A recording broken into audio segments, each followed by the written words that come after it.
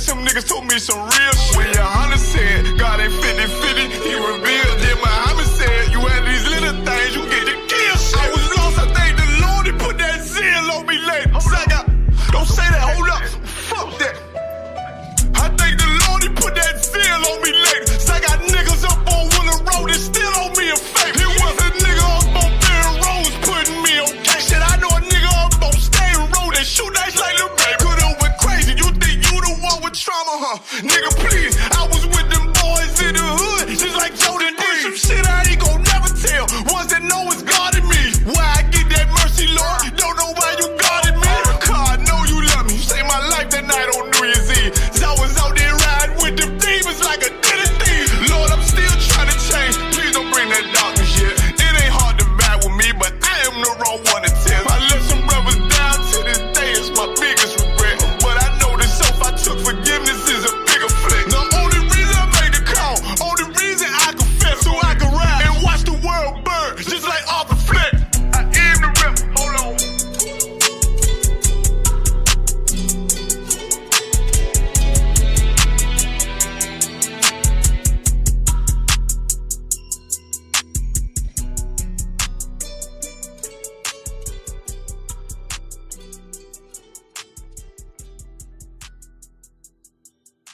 Check, check. Check, check, check. Yeah, ain't us on the side. Most High Christ. So, Lakia, we're going to get the class started here. Is everybody Tawab? Tawab on this end. Trinidad Tawab on this end. Okay, Ottawa, you Tawab, sir? Khan, I'm Tawab. You want the class? Now you Tawab. You're looking strong. So you just follow suit now. Okay. Come on, Salakia. Shalom, Yahweh Ba'ashim Yahweh Shabrakatah, my brothers. Yahweh Shamar Alatah, Ba'ashim Yahweh shout out my sisters. I'm Priest and Officer Ban Kayal, coming out of Fayetteville, North Carolina. This is the Israelite School of Universal Practical Knowledge, coming out of 1 West 125th Street, Harlem, New York, under Commanding General YAHANNA. And what you have stumbled upon is the Tuesday night Brotherhood scripture breakdown class. All right. Soon enough, Captain of the 13,000 Nayathaq Banyamin will be joining us. But until then, in the spirit of the Lord, I'm going to hold the class down. If you got any questions, type them in the chat and we'll get it queued up. Maybe I'll be able to answer them, maybe not. But I know Captain Nayathaq will be in shortly and he'll have an answer for all your questions. We're going to solve all your problems. All right. Shalom, Israel. Nosotros somos la I.S.U.P.K. desde la calle 1 Oeste 125, Harlem, Nueva York, bajo el mando del General YAHANNA. Si tu eres Latino, Negro, o Indio Nativio, tu eres Israel. Basically, reaching out to our Hispanic, Latino brothers and sisters, man. You know, one thing that you have to understand, if you are so-called Black, Hispanic, or Native Indian, this is going to be a very common thing. I'm going to sound like a broken record up here. You are God's chosen people, all right? We are one family, one blood-related nation, all right? The only thing that separates us or that separated us was a boat stop on the transatlantic slave trade, okay? You so-called Black, Hispanic, and Native Indian, there should be no division amongst us. The oppressor divided us by giving us names like African American, by giving us names like Puerto Rican or Dominican or Cuban, naming us after the continents that he brought us to or that he found us on, all right? We can no longer continue to believe the delusion. We have been miseducated here, not just in America, but all over the globe. You know, the primary philosophy that is promoted throughout the earth is white supremacy, all right? You got to come in here in the I.S.U.P.K, get it at ground level and get your brain washed free from the lies of that doctrine, from the lies of that philosophy. And how is that philosophy pushed in the earth? Who knows? What is the number one way that white supremacy is promoted and pushed throughout the earth? Who knows? Anybody in the class? I'm looking at the comments. You know, I'll give it to you for time's sake. All right. Christianity. All right. Christianity is the number one marketing, scheme or ploy for so-called Blacks, Hispanics, and Native Indians to sin against the Most High Power and to literally subscribe to a doctrine that is totally against them, to subscribe to a philosophy that is totally against the God of the Bible. The things that you learn in the Christian church, it's not what's actually recorded here in this holy book, in this holy separate record, man. All right. It's very, very important. Race matters. Okay. Color matters. The Most High is a man of war. All right. You got to understand these things. Jesus Christ is a very dark-skinned black man from the tribe of Judah. All right. The Bible describes all of these things, but in the Christian church, those things are overlooked. And it's a crime. Okay. It's a tremendous crime. All right. So in the meantime, between time, so like your brother, Utawab, what you about to do? Yeah, do me a favor and get that Bible so we can break these scriptures down. We're going to go into the book of 1 John, chapter 4. Now, here in America, the so-called African Americans are preparing to have next Monday off. You're getting ready to prepare to honor one of America's greatest icons, okay? Does anyone know what I'm talking about here? Anybody know? Yeah, if you can, you're gonna put the batteries in the mic. Yeah, you said what now, brother? King Day. Martin Luther King Jr. Day, right? Is it his actual birthday, or is this a day that they set aside for him to be honored, for him to be worshipped? Martin Luther King is supposed to be a role model for other Negroes, man. And what did Martin Luther King, what was his philosophy? What drove his doctrine that made it so popular, man? Go ahead, brother. Salaki, his I Have a Dream speech, that everybody could come together. Okay. His I Have a Dream speech, right? And we understand that wasn't more so about race relations, but it was about what? A march on Washington for jobs, right? But it turned into something else. And I don't think Martin Luther King Jr. was prepared for what actually happened afterward, okay? Who knows what Martin Luther King Jr.'s profession was? What was he? This should be common knowledge if you're so-called Judite, so-called Negro. This is one of the first people you learn about in grade school. This is one of the first people that they promote to you. They don't talk about Christ, all right, because there's supposed to be a separation of church and state. But yet and still, you learn about individuals that promote this false ideology of Christianity, man. All right. What was his occupation? What did Martin Luther King do for a living? Go ahead, sis. Salaki, he was a preacher. What kind of preacher? A Baptist preacher. He was a Baptist preacher. He was, the denomination was a Southern Baptist. Yeah, there's so many. There's so many different denominations. All right, I've lost count. I read somewhere it was what, 42,000, over 42,000 separate Christian denominations. How can that be? What does the Bible say about a house divided against itself? All right, that is the Christian church. It says it cannot stand, right? If you can, brother, give me the book of 1 John chapter 4, verse 1. We're going to get into it a little bit about these Christian pastors, man. They're evil and their wicked ways. We're going to talk about these things tonight. All right. This is the book of 1 John, chapter 4, verse 1. Beloved, believe not every spirit, but try the spirits, whether they are of God, because many false prophets are gone out into the world. Right. So this is 1 John, right? The first epistle general of John, okay? It says, beloved. John is saying, beloved, what? Believe not every spirit. What is a spirit? So he's talking to people that he cares about, people that he may have, and I don't want to say intimate, but maybe a close relationship with, people that, you know, he would acknowledge to, you know, serve the most high power. Because that's who my family is, the people that I care about. Now, obviously, we care about people that are in the world, but it says beloved, man.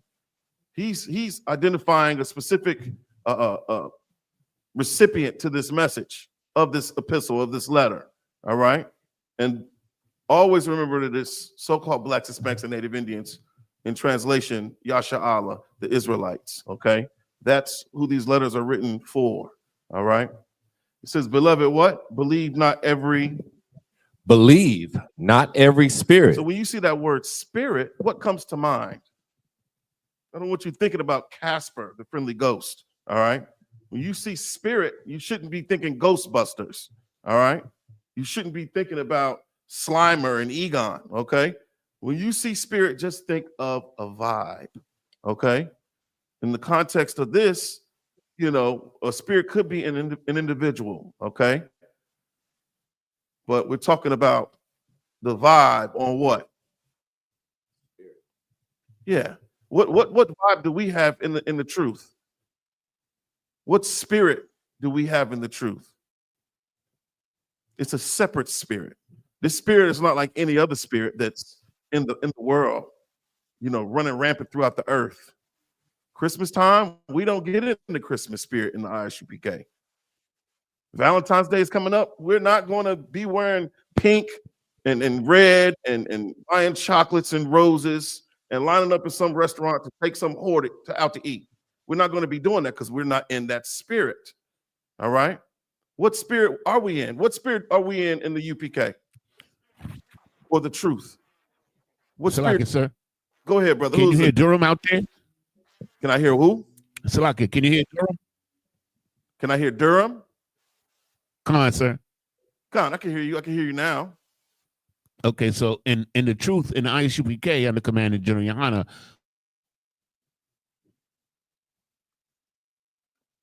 So, Locky, brother, you just went out. After we have some difficulties. I said we have the spirit of the Lord and Christ. Most High in Christ. Give him a hand. He's right. He's absolutely right, man. We have the spirit of the Lord and Christ, so the Holy Spirit, man, which is a separate spirit. All right. But here in John is saying what? Read it again. Beloved, believe not every spirit. So why is it saying to believe not every spirit? What are these spirits telling you? What are these spirits promoting to you? These spirits that's spoken about here are professing to speak for God, right?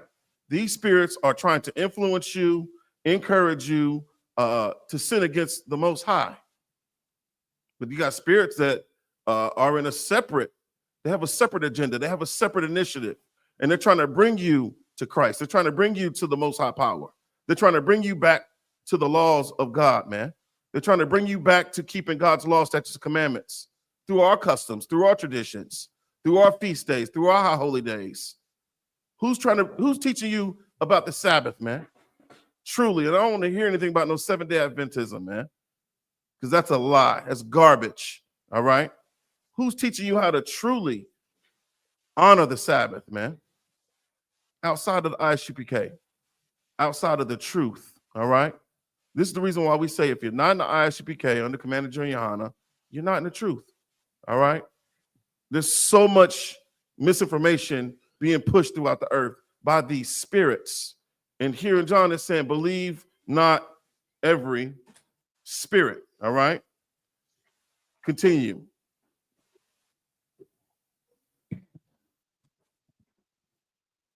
But try the spirits, whether they are of God. How do you try a spirit? How do you try a spirit? How would you try these spirits to see if they're of the Most High or not? Go ahead, Officer Daraj. Several ways. You can try by just watching their actions and just see if their actions line up with what the Most High God said.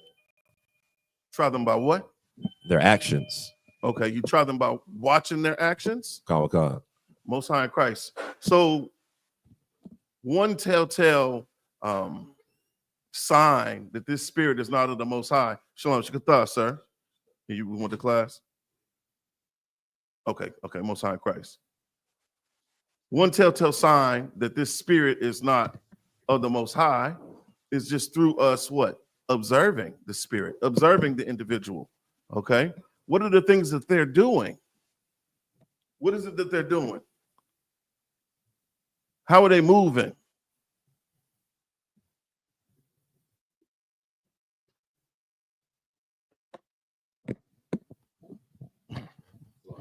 No, you too wild, man. You too wild. Don't worry, Captain Nayathaq will be on in just a second. We'll get some participation. You know, I hate to just start calling people out, but this is a class, and class is supposed to be interactive, okay? And this is a refresher. It's a reminder for all of us, man. This isn't rocket science that we're going over right here. For the people at home, for their edification, okay? They've tuned in because they want to learn something, all right? So for those of us that are in the class, you know, I would encourage you to participate in the class, all right? So what are some of the things that you would be able to identify that this spirit is not of God? Salaki, sir. Go ahead.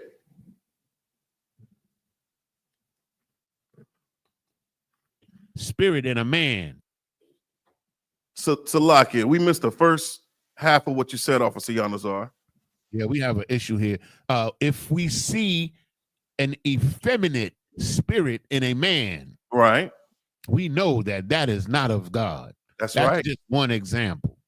Most High in Christ. Yeah, I saw a video today of what is it? Shador Sanders. He's in the car in the back of some, you know, Rolls Royce with his brother, and he steps in with this big old puffer coat on, and he has this it's a little box, man, and it looked like a purse. And his brother was like, "Bro, that's a purse," and checked him on it. It was a Goyard purse, all right. And they ended up calling his father, and before he called his pops, he said, "Dad is going to be disappointed in you." All right, you ready?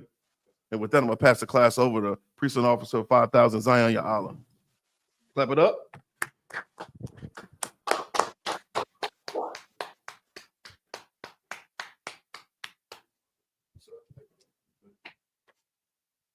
Ooh, you got everything, all the notes are here ready for me. I'm gonna use your notes. We're gonna use your notes. Shalom, Akim. Shalom, Yahweh Ba'ashim Shabbat to the Akim, to the brothers. Yahweh Shemal Atham Ba'ashim Yahweh Shai to the sisters. Brother here, man. Boy, love them incense. Do me a favor, turn me up. I like it. Darash, turn me up, if you don't mind. Yes, Shalom Shabbat. Hey, Shalom Star. Who all in the class tonight? Huh? Who we got? Who in the class tonight? There you go. The water priest. Who in the class tonight? We got Trinidad inside. Trinidad. What's happening, Trinidad? Just Abadai one. I see Abadai one. I see oh man, y'all in here strong tonight. Who that? Durham, Most High in Christ. Yeah. Hey, Salaki, sir, in Durham, we got Officer Mahayar and Officer Yanazar. Hey, give yourselves a hand for being in the class tonight. I thought I was taller than this one. Y'all. Damn chair looks so bad. Yes, Salaki, if I may. Come on with it, brother. You know, just before, you know, the brother left off now, you know, he said something that was very valid. And, you know, us being, you know, priests and, you know, men of the Lord, our participation in any platform, especially when teaching this, we should always, you know, be, you know, having that conversation, because now that conversation is like, you know, like our King Yahweh Shai speaking to the disciples, and they know in that now asking back questions, just like any general would sit in any class or any, you know, brother teaching. You know, the participation is very important as well for us, you know, because now it's something that, you know, our spirits itself, because as the records say, you know, that, you know, iron sharpen iron. And this would help us a lot, you know, just by participating and, you know, having a conversation. So it's like, you know, you sitting there or any brother sitting there, it's like us having a conversation now, because now, as we say, the world looking on, brothers and sisters looking on, to see, to revive their spirit in this participation. And this is why we encourage brothers and sisters every day to come to class. But if we sit here and don't really participate or speak with one another, now they would look at us, let me say, as another church. But in reality, we must say Brakataya Hawaii for, as you say, for righteous black men, for participating in any platform that we participate on. Yes, yes. Most High in Christ, you spot on with it, so like, man, it's heavy what you was about to go into. Man, you talking about the spirit, the soul, the vibe. Y'all seen the story that came out about the oppressor that was breaking the bones of our babies? Y'all seen the nurse that did that during the delivery room? I guess what you call that, once you take the baby, you put them in the nursery, right? They have all these different protocols and measures that when the baby is born, they take the baby from the mother, they wrap the baby, put the little bandage, put the wrist thing on the child, and these bracelets, they make sure that they synced up with the mother, so that way, and the idea is not to have the baby, become missing in the earth. You know what I'm saying? Because not too long ago, there were people that would take the baby out of the nursery, right? And they came up with different safety measures to keep the baby safe, right? But in this empire, if they're not in here, they don't understand the value of raising babies and making sure that they're safe. Because we disobedient to the Most High, we give our precious things over to these devils. You understand? To these That's right. You understand? And we see what happens, the cause and the effect of us being disobedient to the Father. Us being disobedient to the Father, we're not able to protect our children. Now, we talking about from the minute that baby is born, we have to keep an eye on that child as they begin to grow up. So give me that scripture, Yonazar, that talks about they don't have any, what is it? No regard for the old nor the young. And somebody get me the name of somebody get me the story. Darash, put a story for it's Go, come on, Yonazar. What you about to say, brother? Sir, it's Deuteronomy 48 through 50. That's right. Yeah, that sounds about right. Yeah, Deuteronomy 28, 48 through 50. I know 48 is definitely one. And will anybody happen to know the name of the oppressor that was breaking the bones of the baby? Breaking the bones. I mean, she was literally breaking the bones of. And I'm thinking, like, anybody raise your hand if you ever heard a baby cry before. Raise your hand. I want to see how many hands. Anybody ever heard a baby cry before? What goes through your mind to hear a baby crying and have no regard for what you're doing to him in pain? I don't know. I consider myself pretty hardcore at times, but one thing that I would stop in my tracks if I heard a baby crying. You understand? If you ever heard a puppy whining, you have the dog. You lift your head up and just to see what's wrong with the dog. Well, somebody find a story on this devil for me, Baba Shaw. So like, sir, I got a story. Hold the story, right? Darash, you got the verse? Salakia, Yonazar, go ahead and read it for me, please. Sir. This is the book of Deuteronomy, chapter 28 and verse 48. Salakia. Come on. Therefore, thou shalt serve thine enemies, which the Lord shall send against thee in hunger and in thirst and in nakedness and in want of all things. Salakia, drop down to verse 50. Let's go. Yeah, Salakia. Uh-huh. A nation of fierce countenance. A nation of what? Fierce countenance. Now, someone asked me, what does the Bible considers a nation? Please, what is a nation? Salakia. Come on. A nation in the Bible is not like a nation in the world. A nation in the Bible don't have any borders. It's a bloodline. Or what? Or family, right? Come on, sir. An extended family, sir. An extended family. See, we don't understand as Black, Hispanics, Native Indians. We're all family. You go back and read the Bible, and it's very specific about a particular bloodline. Abraham, Isaac, and Jacob. You go to church all the time, and the preachers say that all the time, or the deacons say it, or the trustee board, or the mother board, or the usher board say it all the time, and had no idea what it meant. We the children of God, the children of Abraham, Isaac, and Jacob. Right. What the hell does that mean? It just stop right there. That's all we get. Right. Now I'm hungry. Now I'm searching for the truth. Now I'm out of the church because I've seen all type of vile and disgusting things that was happening in there. And my learning stopped with Abraham, Isaac, and Jacob. Right. Until I had until I received a mercy from the Lord, bunker, y'all. That's all it was. Jim Hyman said something that was so heavy the other night. He said, even a dog would get up and bite you if you play with him. You keep playing with him over and over again, or either he'll what? Run away. I'm one of the brothers and the sisters that are in the I.S.U.P.K. We are the ones that will bite your ass back. You understand what I'm saying? That's right. We made a conscious decision about, you know what, there's something is not right. There has to be more to my life than what they were telling me. I know that I belong to a family. I belong to a nation of people. Where in this verse, there's a nation of people that has a what, Yanazar? Fierce countenance. Now, what does fierce countenance mean, Baba Kashaw? So this particular family has a fierce countenance. What does that mean? Salakia, sir, if I may. Please. It's come on. They have a fearful or a frightful look about them. Like they look dangerous. They look dangerous. That's true. Give me another word for that. Wicked.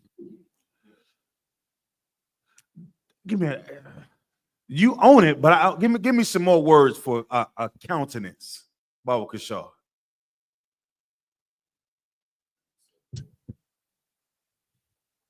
See, because our people, you know, my first time even trying to understand what a fierce countenance was in the Bible. We have sisters, they understand the fierce countenance was Sasha Fierce from Beyonce. Salakia, come on. Would you say disposition or attitude? You know, the behavior, a particular behavior. Come. That's what I'm looking for. I'm looking for a particular behavior. What you have, Darash? I was gonna say their look or their expression. What does that look like? What does that look like for Black, Hispanics, Native Indian? If you tell me that somebody had a fierce countenance, but what does that look like for us? Salakia, sir. Come on. Violence. Okay, all right, that's it. But what does that look like for us? I'll tell you what it looked like subtly, right? You ever been at your slave and you walk in and the oppressor walk by, and we're polite people. We say things like, "Hey, how are you doing? What's going on?" We say, "What's up? What's going on?" And they do this. You ever seen an oppressor do this? You ever seen somebody, the oppressor, do that? You can turn me down some. You ever seen an oppressor do that, Darash? Yeah. Why do they do that? You know what y'all know what I'm talking about? Y'all, anybody know what I'm talking about? The fake smile? Come on, sis, please. They don't want to speak anyway. They don't want to speak. They don't want to speak. That's their way of just. So we talk about a fierce countenance. There's an outward expression of what they want you to see. You understand? This particular family that we're going to get into, there's an outward expression that they want you to see, but they want you to think that that's not what you see. You understand what I'm saying? That face is. They think they're better than us, first of all. So that's a way of just. For example, I have someone on Teams who. An oppressor man who never greets. Mm-hmm. He starts right off into a conversation. I always greet people, so I stop greeting. Mm-hmm. Because if I have to correct you and you're just as grown as me, we're just going to go right into the conversation because you're no better than me, and that's all we're going to do. You should get a sister a hand. More for that. Now he speaks. Now he goes out of his way to speak because he realized, I don't care if you don't speak. You're no better than me. Gone. That's it right there. Come on, Bunk. No, Salaki, to add on to what the sister's saying, there's a devil at my slavery. He has a tendency, when you're talking to him, he'll turn around and walk away when you're in mid-sentence. So you're literally talking to his back, and he'll respond to you as he's walking away from you. Like he's just in the conversation and he doesn't give you the proper respect to address you, to look you in your, that's what you taught, to look a person in their face. That's what we're taught. That's what we are taught. But this nation of people has a fierce countenance. Their outward expression in the things that they do, the way that they move, the countenance of them, like their spirit, their facial expression, their tone of voice, their body language. Please, come on. Slack, sir, if I may, could I read the definition of countenance from the Merriam-Webster? Please, if you could, Baba Kashaw. Come on, Khan.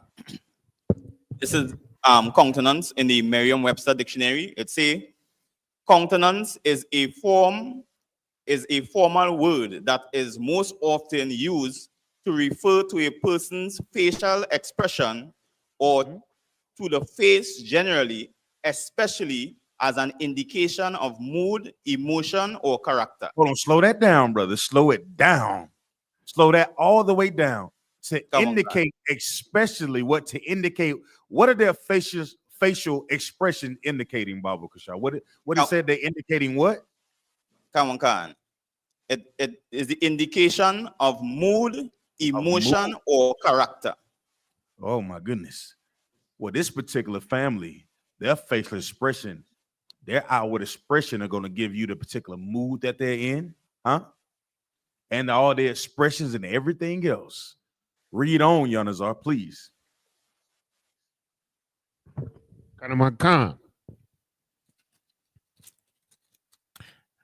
And they shall, Salakia, and which shall not regard the persons of the old, nor show favor to the young. All right, so let's break that down. So this particular family, their countenance, the things that they do, their facial expressions, is going to what? Which shall not regard the person of the old. If I'm not mistaken, that was a grocery store up in Buffalo, New York. Tops grocery store. It was that was an oppressor doing a stakeout a date earlier. Peyton Ginger. Yeah. Right. That type, right? That's right. He did a stakeout, and they identified that the people he was staking out in this grocery store were elderly people, Bonka, y'all. What the first thing that come to your mind when you think of someone that's elderly? Someone who needs protection, right? Somebody who may need some assistance, Bonka, y'all. If I walk into an office and I seen somebody that was elderly or an older person, I'm very I'm a lot more tender towards them, for lack of better words. You understand? If I see something that may be high, maybe, hey, excuse me, ma'am, sir, you need me to grab that for you, right? Hey, excuse me, ma'am. How you doing? You having a good day? Do you need help with those bags? Right. That's Israel. That's how the Lord made Black, Hispanics, Native Indians. Right. It's only when we begin to live like the other nations that we emulate them. Right. Like the stench of this world is rubbing off on us because we're so close to them. You understand what I'm saying? But that is not who we are. We're not the murderers and the thieves that they tell us that we are. We are the greatest people that's on the face of the earth. We are the true Jews of the Bible. Our God loves us. You understand? He gave us a thing to follow for all the other nations to be like, oh my God. They look at us, they look at us like that, and we're in the mud in the earth, man. Our fashion. Kanye West got the oppressor wearing trash bags, and they in Paris. He got shoes that made out of plastic and foam, but he's selling them for $140. They laughed at him first, Bunk, y'all. I'm still laughing at that. I'm like, God damn, y'all. But that's the genius in us. We're not them. This nation has a fierce countenance. This nation, which not shall regard the person of the what? The old, right? We do. There's not us, but Peyton Ginger sat outside of this grocery store. Did anybody know what Peyton Ginger did? Y'all know? Y'all remember the story? What did he do? Anybody? Con, sir. What did he do, Yonazar? He murdered, I believe, 10 elderly, mostly elderly black folks in that supermarket in Buffalo, New York. Now, what do you think his face may have looked like? He must have had a fierce what? Countenance, right? Read it. Read the last part of that verse. Nor show what? Nor show favor to the young. Now, why would you show favor to somebody that's young? Why? Why would you do it? Why would somebody that's young need your favor, Baba Kasha? Come on, Darash. Salakia, sir. Thank you, sir. Come on, Darash. Because they're young, they don't know no better. They're still learning. So you would want to give them a little bit of leeway to make mistakes. No, what about a baby? Well, you would think the same thing as baby. A baby doesn't know no better. So you would want to show favor to the young.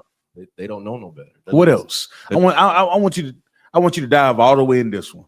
Why would you show favor to a baby? Because they're helpless. They need. They're what? They're helpless. They're what? Helpless. They're what? Helpless. Read the story for me, Bunky, y'all, please. Come on. You got it? I got it. Damn right, y'all. He said because they are not independent, they're young and innocent. Damn right. Go ahead. This is according to CNN. Nurse faces abuse charges after newborns were injured at Virginia Hospital. Richmond, Virginia. Dominique Hackey was waiting to cradle his preemie son for the first time. Hold on, Salaki. So this baby was already premature. The baby was already premature.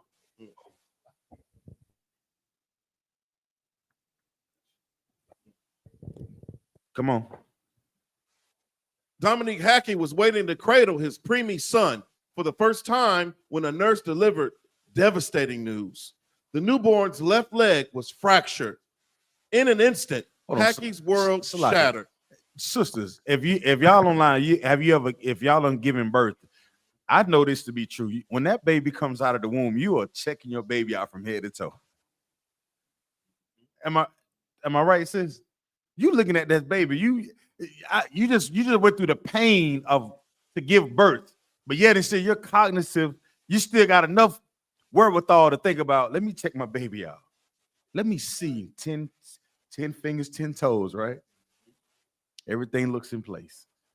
Is the baby crying? What did the doctor do to clear the lungs? Smack it. Hear it cry. Oh, kind of relax a little bit. But this devastating news, come on, Bunky, y'all, Salakia. Hackey's world shattered. Did what? Shattered. So we talking about this particular world. So once again, this is how we know the Bible is real. So now even they use world in context of how we break down John 3:16. Well, this brother world just got turned upside down. So when they say, for God so loved the world, it's letting you know it's not talking about the entire goddamn earth. It's talking about a particular group, age, or society, this world. The world of who? Israel. Well, this world of this brother was turned what? Upside down. Even in the oppressor goddamn language, they recognize worlds don't mean the goddamn earth. Read on, please. Khan. His wife, Tori Hackey, had just been discharged after giving birth to fraternal twins, Micah and Noah. Yeah. The boys born in September of 2023 at Henrico Doctors Hospital in Richmond, Virginia, are the couple's first children. Because they were born at 28 weeks and weighed only about 2 and 3 pounds, respectively, the twins had remained in the neonatal intensive care unit, with Micah barely hanging on, Hackey said. And now, 7 days after birth, the healthier twins' leg was bruised and broken, he said. I was confused and heartbroken. I'm a first-time parent. I have no background in the medical field. You're telling me my baby has a fracture? How did it happen? They had been scanned before, and they'd have said something if anything had popped up at that time. Did they what? They scanned the baby already, Bunk, yeah? Just like I just said, a parent, the doctors, they look the baby over from head to toe. If I'm not mistaken, they grab the baby limbs. If I'm not mistaken, they squeeze them. Right? They checking circulation for blood flow. Yeah, they getting blood. They giving them shots. They check what you call this when you press their finger down. When what you call it? Somebody give me the word. Circulatory? What you call it? Capillary refill? Some of that nature. But they do that to the babies. You understand? I've seen it a couple times. They press down on the baby, make sure that the circulation is going to the fingers and the toes. They scan this baby. The doctors scan this baby because they understand the liability that comes with young, innocent children. The children that needs what, Darash? Favor. They need favor because they cannot protect themselves. So it's our job to do that for them. If you're working in a facility that your job is to deliver a baby, I would think you will understand the importance of showing favor to a child, somebody that cannot protect themselves. Come on, Monk, y'all. Out of fear, he will be blamed for the injury. What? Out of fear. Out of what? Out of fear. Now, why would he be fearful, Baba Kashar? These are his children, but he said out of fear. Why would fear come into the equation? How does fear come into the equation of a newborn once you realize something, the baby is bruised? Why would fear enter into a father's mindset? Anybody? These are black parents, I'm assuming. Sir, Salaki. Come on. Because it's Okay. Hold on, Salaki. Come on. Fear. Come on, Yanazar. Salaki, sir, fear comes from the unknown. So he no longer trusts the people in the hospital. So that makes him fearful. That Child. that's The child one. has been injured under their watch. That's one. Come on, what you got? I'll take that one, Yanazar. But I'm just gonna add, I'm gonna go and embellish this just a little bit. Salaki, Come on. sir. What you got, Darash? So I was gonna say, that's why I had to make sure first what color were the parents, because if he's a black parent, then of course they're gonna think it was him that did it. Let's do this. I don't want to use the word black. Okay. So Israelite. Israelite. We're gonna say Israelite. You know what I'm saying? We're gonna say the chosen people seed. Salaki, sir. You know what I'm saying? Clock is on. Oh, cap on. Oh boy, Lord willing. All right, and with that, I'm gonna turn the class over to Captain of 13,000, Captain Nayathaq Bunyami. Y'all clap it up. All right. How y'all doing? We two up, sir. What's happening? And there I see you're dropping some heavy on them. Yes, sir. And going straight into basically a topic. And that topic is what? What's that topic? What that story means what? What will stop our babies from being unalive by these devils? Just like it, sir. Mm-hmm. Separation. Give me the Caucasian terminology. You're right. Separation it is. The Caucasian. I'm stuck there. I don't know. Yeah, you know. You got to deal with them. Trust me, you're gonna have to go up in their offices soon. You got to sit down and make, you know what I mean, and talk. You know what I mean? They'll try to make deal with you. I got it. Yeah, segregation. Come on. Yeah. We need our own hospitals. We need our own schools. Right? We need our own everything. Darash, turn the camera around, please. Everything. You understand? Gun. And that goes on in the Caribbean, everywhere. We need our own. The reason why there's all these crimes taking place on the island is because we are not in charge. The oppressor is in charge. You understand? That's why there's so much crimes that's going on these islands. Right? And it's been done, the majority of it is being done by us, sadly. And that's because the oppressor, he has his hand in it. Right? You all ever try to put it in the ask AI. It's segregation. What do you think about segregation? Somebody put it in AI and tell me what you all get.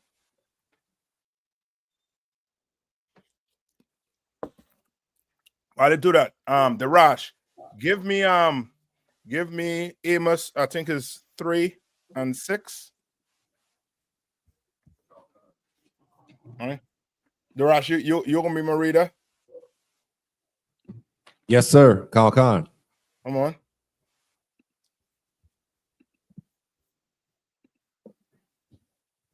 All right, Amos. This is the book of Amos, chapter 3, and verse 6. Do- Shall a trumpet be blown in the city, Mhm. and the people not be afraid? Right, and that's what's been blowing right now. Since the year start, all you're hearing is what? Is the news good? La. No. And the I.S.U.P.K on the command YAHANNA been blowing that trumpet, meaning what? Been opening his Bible and been doing what? Trying to wake brothers and sisters up. 2025, you know what I mean? You could kiss that what they like to do on New Year's Day, on all years going into New Year's resolution. Kiss that resolution goodbye. You understand? The Lord vomit on your resolution. You understand? He took a good vomit on your resolution. Right. And you seeing it happening right now.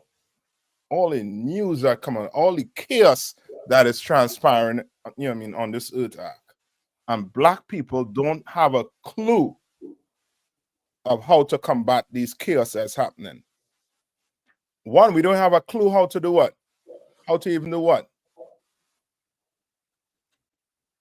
What we like to say about when you see a kid that's behaving himself, you know what I mean, unmannerly, what do we say about that kid?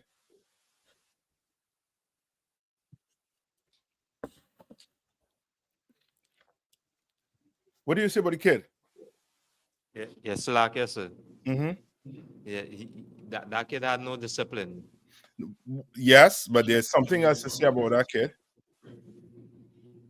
There's something else we make mention of. So like yes, sir. Mm-hmm. You might want to lay blame on his parents.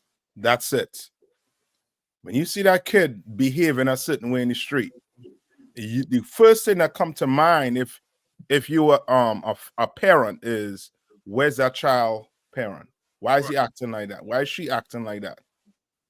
You understand? You start to lay blame to that child parent. You understand? So now we have to do what first? What we have to learn to do? We have to do what? Salaki, sir. Come on. First, teach our children the Bible, follow these laws, statutes, and commandments. Yeah, but I'm never asking it correctly, babe.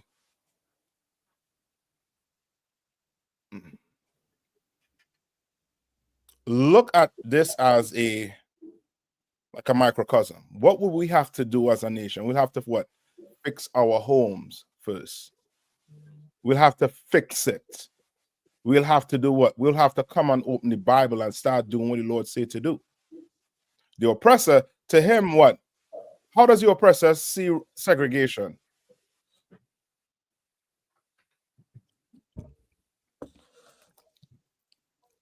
How does the oppressor see segregation? Salaki, sir. Uh-huh. The oppressor sees segregation as hate if we decide to do that. Good. Yes. Who look it up? Anybody put it up on the on AI?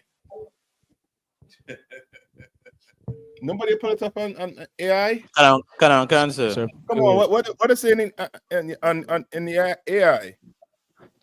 I hear it saying on AI, right? Mm-hmm.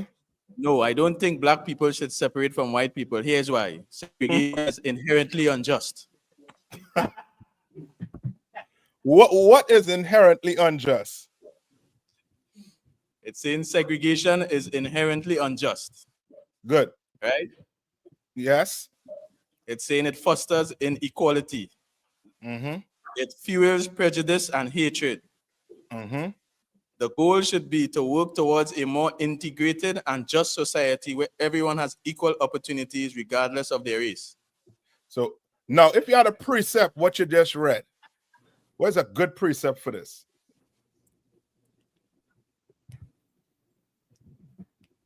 What come into mind so far is, well, Mhm. probably as how we are accustomed learning is Zephaniah 2:1. Mm-hmm. Forget what the white man saying, and we had to gather ourselves together as a nation. No, okay, yes, you're correct. But okay, listen to what you just said. There's a precept that coming to mind. Does it sound good? It don't sound good? Probably I may be watching it wrong. What I mean, what I mean is that we know we're not supposed to integrate with the other nations, right? We understand that fully. So probably I may be watching it. Okay. From what you just read, right? It sounds like we're coming together to do what? To build. Right. You understand? Now, okay. Maybe I should say, look at it in a Christian's eye. Look at it as brothers and sisters in the world. Us in here know that is BS. But brothers and sisters in the world, they'll look at it and see what? This sounds good. We should do this. This sounds real good. And then when you start opening the Bible and you start showing them that it's the total opposite, now they're in a what? They're in a conundrum. Somebody said it. That's it. That's it. Go to what Nayathaq saying. I think it's Psalms 55 and 21. That's what comes to mind. What you just read there is him using words to seduce blacks and Hispanics and Native Indians who are not in the truth. So now, come on. Salaki, sir, do you want me to read the Psalms 55:21? Yeah. All right, I got it, sir. It's the book of Psalms, chapter 55, verse 21. The words of his mouth were smoother than butter. They're smoother than what? Butter. You understand? Smooth. But politics, you think anybody could do politics as good as the oppressor? No. He got the Native Indians to agree to over what? 600 treaties. And he kept none of them. That's smooth. You read stories of an entire Native Indian village getting wiped out. But he just made a deal with the oppressor about 2 months ago.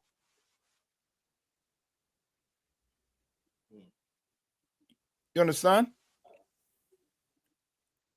Right? Read on. But war was in his heart. But what? But war was in his heart. You understand? You sit down with an oppressor to make you go to buy a house, a car, whatever. You sit down with that oppressor, or it's smooth. But guess what in his mind? Read one more time. But war was in his heart. That's how he think. He think about what? Conquering me and you day and night. He is not going to give this kingdom up. He's not. You understand? We cousins, we uncle and them, they're satisfied with being, regular people. It's going about life. Go ask a Christian, what is the end goal of being a Christian? What do you think a Christian is going to tell you?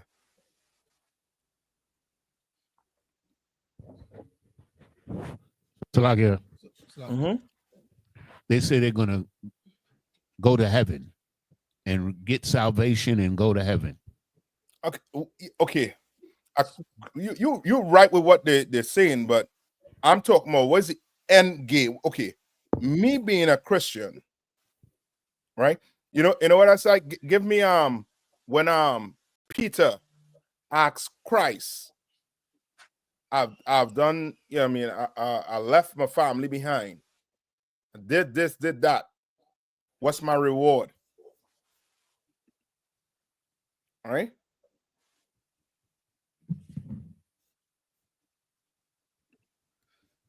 All right. You want to ask. Here, other one I got you. Go ask a Christian. What's the end game? You ask an Israelite. You ask a brother in the I.S.U.P.K. What's the end game of being an Israelite? Slug you, sir. Come on. It will say to, reign with Christ and judge the nations. So Christ is on the throne. Yes, to rule these other nations. That's what we doing this for. We not doing this for what is Matt Choir. Can sir. I pronouncing it correct, right? Can Matt Choir. Okay, good. What Matt Choir just read, that is a Christian dream. That's a pipe dream for a Christian. That whole God loves everybody, that's in what you just read right there. Christ died for everybody, that's what you read right there. And that's how Christian think. And the oppressor will put all of this, will say all of this. Now, the question is he practicing non-segregation? He's integrated. Like sir. You sure he ain't practicing segregation? We making money like the white man.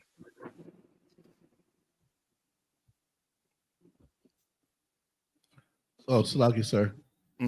Economic segregation. No, okay. Not really, but his neighborhoods and redlining, like he puts these things where Beverly Hills, he'll put obstacles. No, now you're going to it. Passive racism means yes. Like he has appearances as if he's all inclusive, but why they call this the white side of town then? Why is this the white church? Yes. So that's what he's actually a liar. Yes. You're trying to send your child to a good school, but guess what you need to send his child to a good school? A good public school, that is. What you would have to do?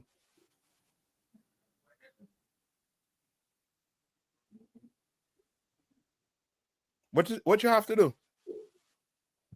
So you gotta live in that area, or you gotta have money. You gotta apply. You gotta. No, is that segregation? Come. Yeah. But if you try to be like them, and that's the thing with religion make you think you are equal to your oppressor. Like black people, we live in a dream arc. We live in a, a ridiculous dream. You talk to a brother in the Caribbean, you talk to a brother in America, and they'll tell you the same thing when it comes to white people. It ain't it's not their fault that black people are in this condition. You talk to, brothers in the Caribbean, in America here, they'll tell you straight up, black people in the position they are because they don't want to make use of their opportunities. That's what I'm going to tell you. I mean, you brothers in America here, those schools had what they call that what they call that again? My money that they give away for scholarships.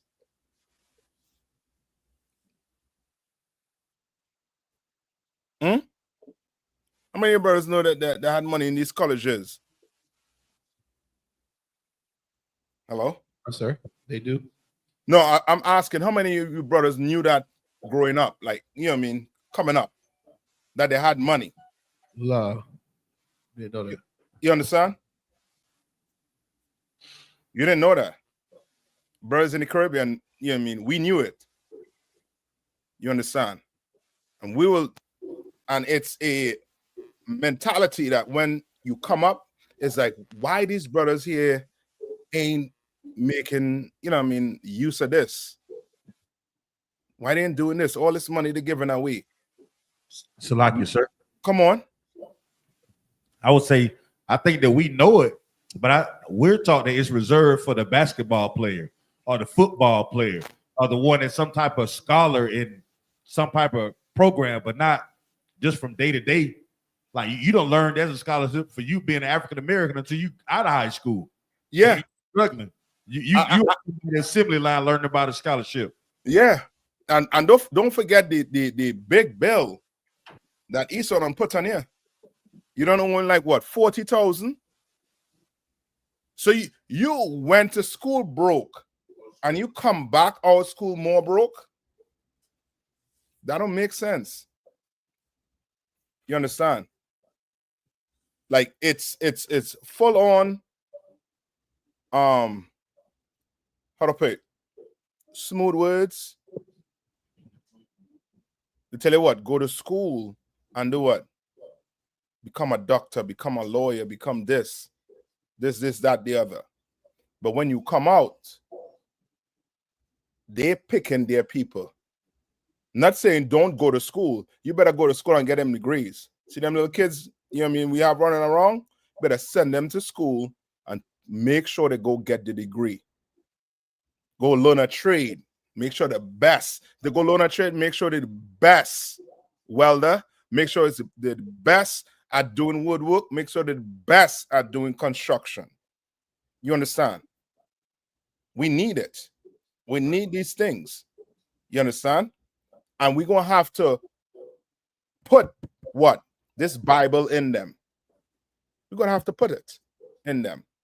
Give me, it's Amos where it talks about the family. You only have I known of all the families of the earth.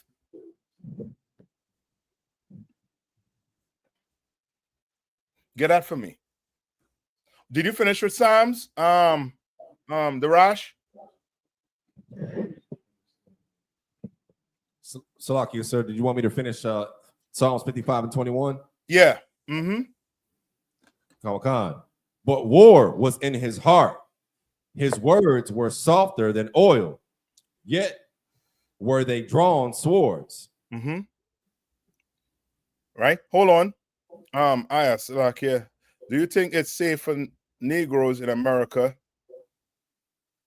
Safe to say Negroes in America don't know they are slaves versus the ones in the West Indies. The ones in the West Indies don't know they're slave to work.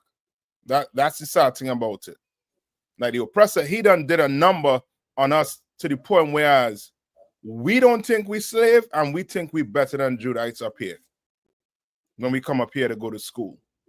We just come up here on the whole. We look down. And that's because of how America portrays its slaves.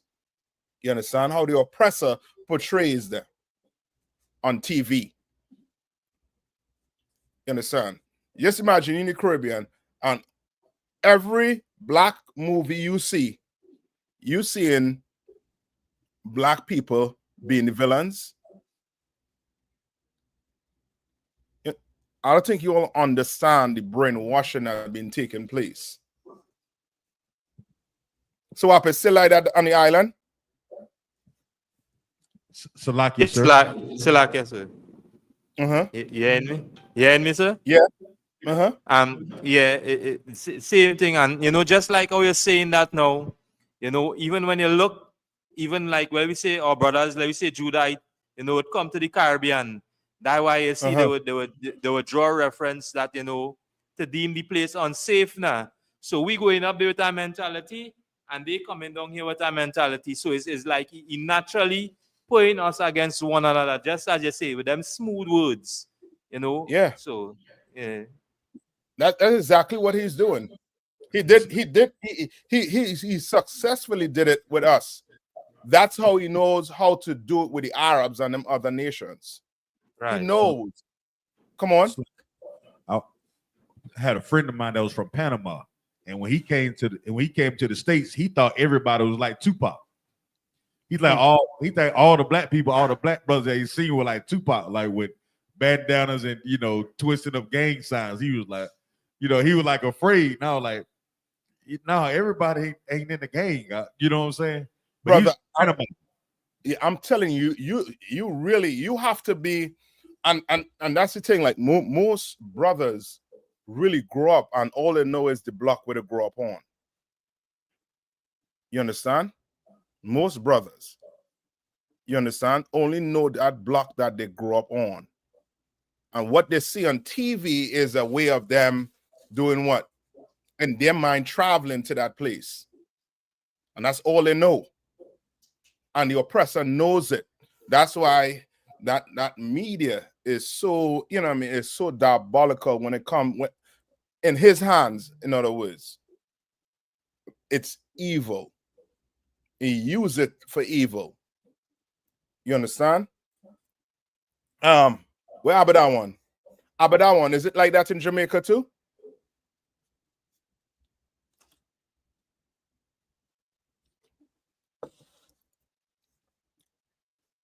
Abadan one, is there?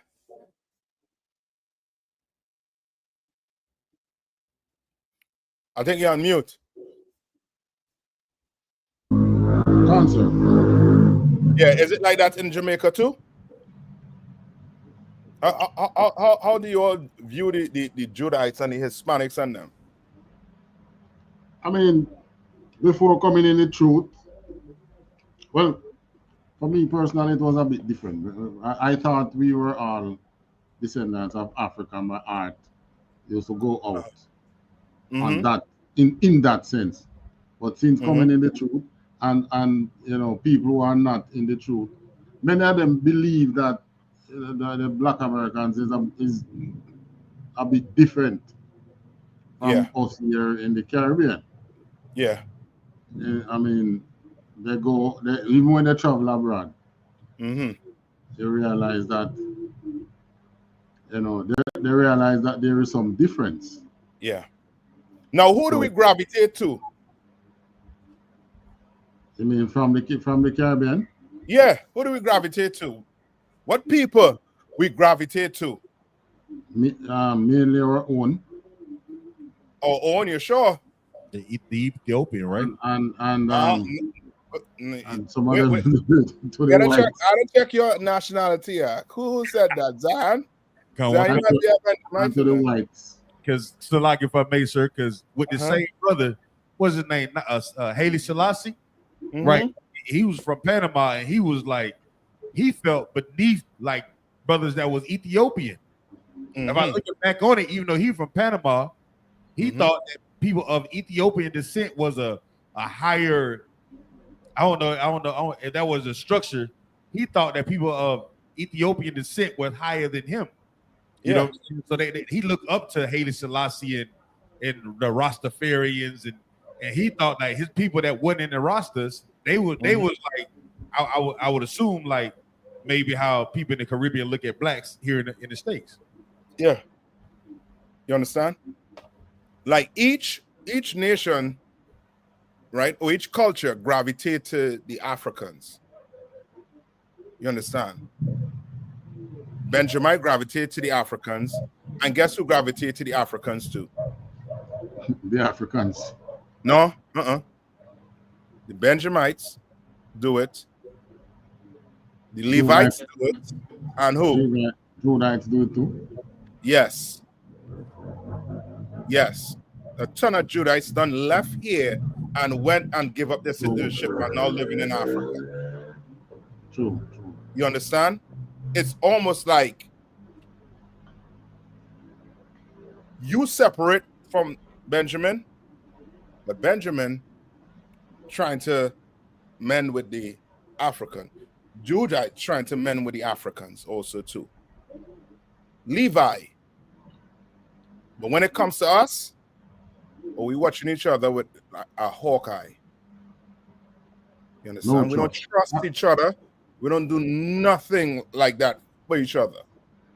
Yeah, You understand? Come on.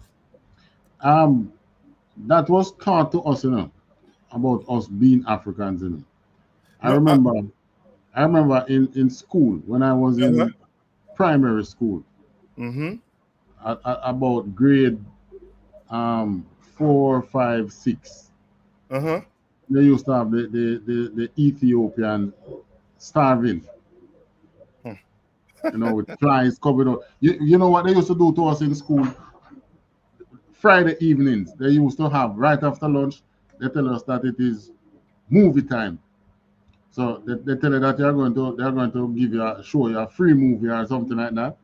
Uh-huh. And they carry you in and seat you down. And Uh-huh. before the movie start, they would show you these Africans with the flies coming out, them flies in the eyes and all that. Mm-hmm. And guess who was one of the main culprit behind it? Some Indian teacher that way. You understand? So Like they're always trying to teach us something other than loving each other. Right? No, give me Genesis 3 and 7.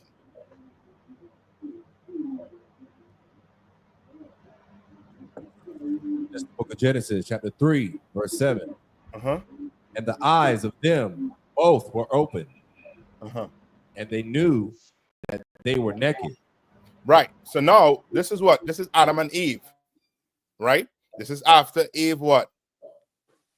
By the apple, which was what? Was it a literal apple? Nah. Right? It wasn't in my apple. Right? But the Christians like to say what? She bite it, they portray it as an apple. Right? She read what she was not supposed to read and took it to her husband. And he did what? He read it also too. You understand? And what happened? What came from it? Read it again. And the eyes of them both were open, and they knew. When it say the eyes of them were open, what does that mean?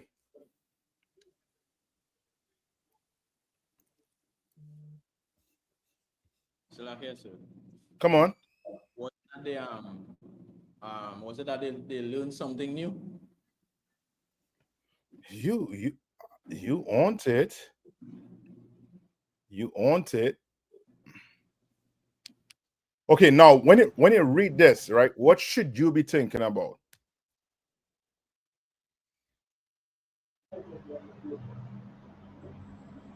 What you should be thinking about? Come on.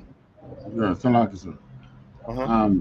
Is it referring to them now knowing good and evil? Okay. Okay, hold that. Right, hold that thought right there. Or knowing that,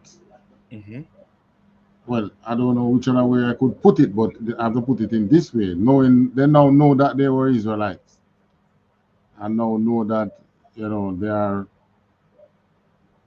just like we coming in the truth now and our eyes open. We now know that we are Israelites. We know that we should follow God's law. And you know the tough road that we really on. Okay. Okay, now you said something there. The tough road. Why is it a tough road?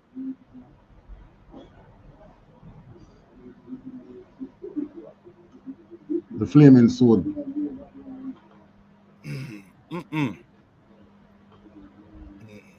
Like the most you're on it. You're on it. You're right there.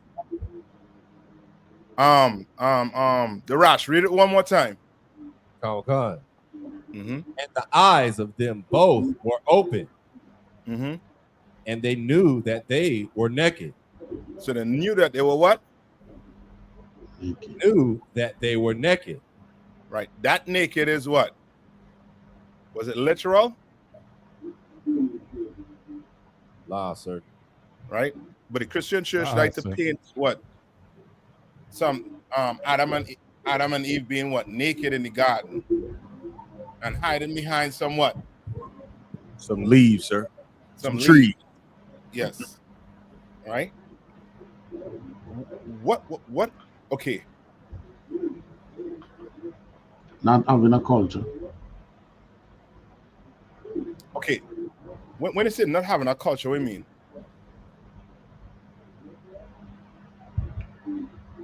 Well, the Most High had to come now and put fig leaf on us, give us our own culture after. Your own, yeah. So like it's You're right there. Come on.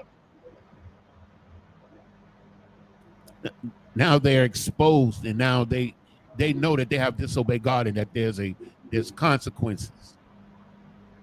And what they decide to do, Nyaniza, you're on it. They decided to hide amongst the heathen. Now you're getting it. You understand? That fig leaf is to do what?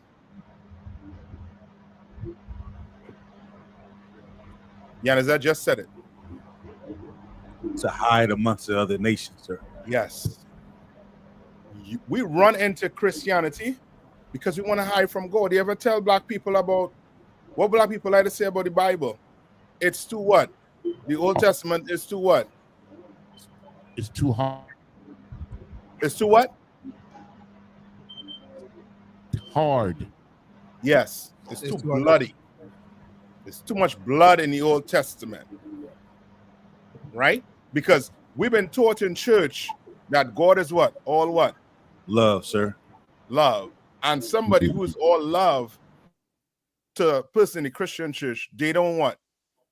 That God does not do what? It don't work for them. No, but that God don't do what?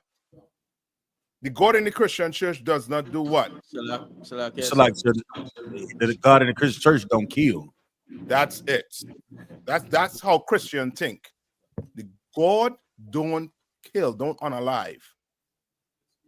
Who unalive people in Christian church?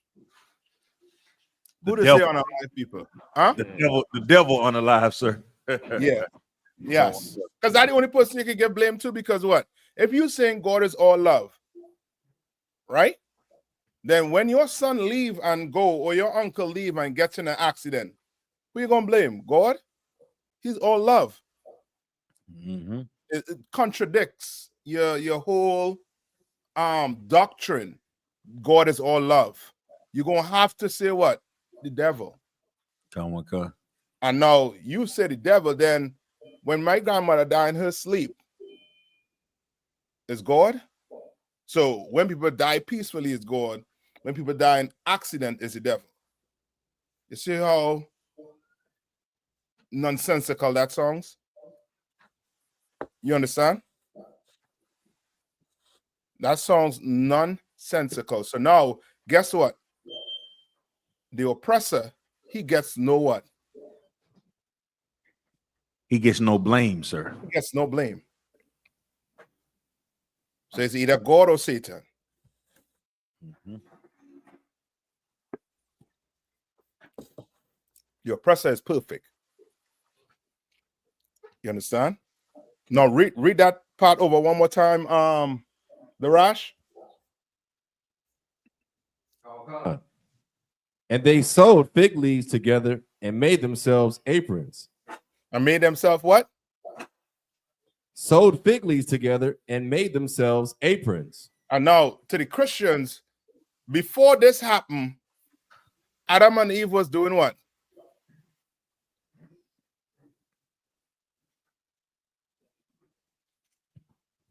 So you said before this happened, they were doing what? Yeah, what Adam and Eve, what was their appearance? They was like, so they would in Christianity, they think that they was walking around in their birthday suit. Yeah. They thought Adam and Eve was full out nude arc. In the nude. Yeah, in the nude. In the garden. Oh, okay. And that's, come on. Bernie Mac in that movie, he said, "Bucket naked." Bankea, you're the one, man. He couldn't wait to say that, sir. Yeah, I'm gonna spit my coffee out, man. You're the embarrassment on this whole YouTube act. But yes, you understand? That's how Christian think, and that's not what this is saying. This is saying that they went and took on what different what cultures and so there. Yes, Why? sir. Right? But I once said something earlier on that it was what? It's tough being an Israelite. It's rough. Why is it rough being an Israelite? Salakia, sir. Because we live amongst the other nations, you know what I'm saying, that give us a license to sin. And also the to my four is in the garden, correct? No, on the whole, because Abadawan brought up, you know, I mean, a point there that okay, we're saying it rough to be an Israelite. Okay, what are we comparing it to? Because what does it mean to be an Israelite? So, like, so to be obedient.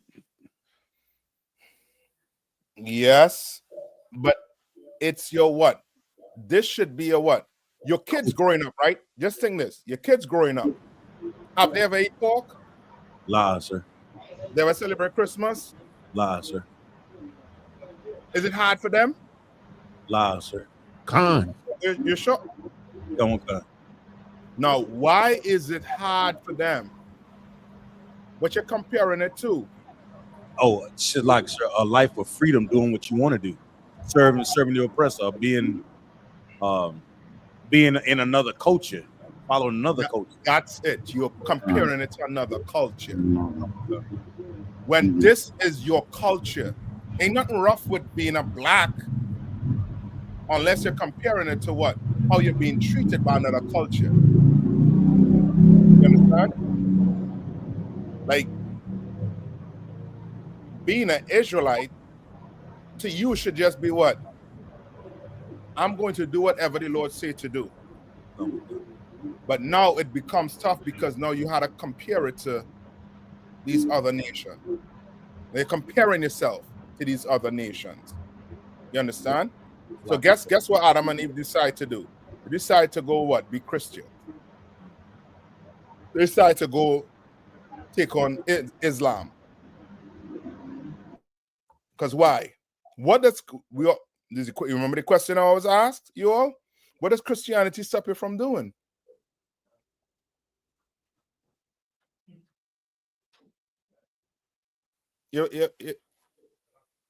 Trinidad. Salakia, sir. Come on. Christianity doesn't stop you from doing anything. But what does being in the truth stop you from doing? Salakia, sir. Come on. Stops you from living like the oppressor. Stop you from sinning. Okay. You understand? And that's the next side of being what? It being tough. Because now you looking at your brothers and sisters. In your eyes, they enjoying America. Why think some brothers come in, some sisters come in and just decide to what? The excuse is they're going to do what? I'm fall back. I'm going to take care of, you know what I mean? See about myself. This, that, the other. Nah, Negro. It was tough for you. We know it. You want to walk around here and be, you know what I mean, love, hugs and kisses. That's all you want. You understand? That's what Christians want. You think a Christian want to hear, he's a racist. He's, you know what I mean, what's some other negative connotations they give us? We hate, we racist. You understand? What's some other things to say about the UPK? Salakia, sir. Come on. They say that we teach a false belief or false doctrine according to Christianity. Okay, yes. Salakia, sir. Them say we is a cult. They say we are cult. They try to give us what? Negative connotations. Negative. When we ain't doing that. And here we teaching brothers how to what? Have a family the right way. That's right. Teaching sisters how to do what? how to have a family the right way.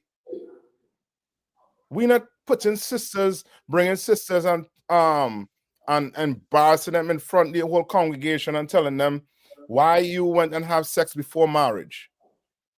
We're not doing that. But your pastors in the Christian church, they're doing that. They're doing that because they don't understand the Bible. Right? The Rash. Read on. Verse 8. And they heard the voice of the Lord God walking in the garden in the cool of the day.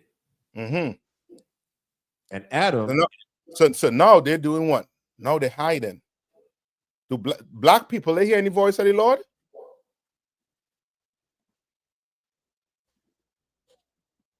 What do black people take as hearing the voice of the Lord?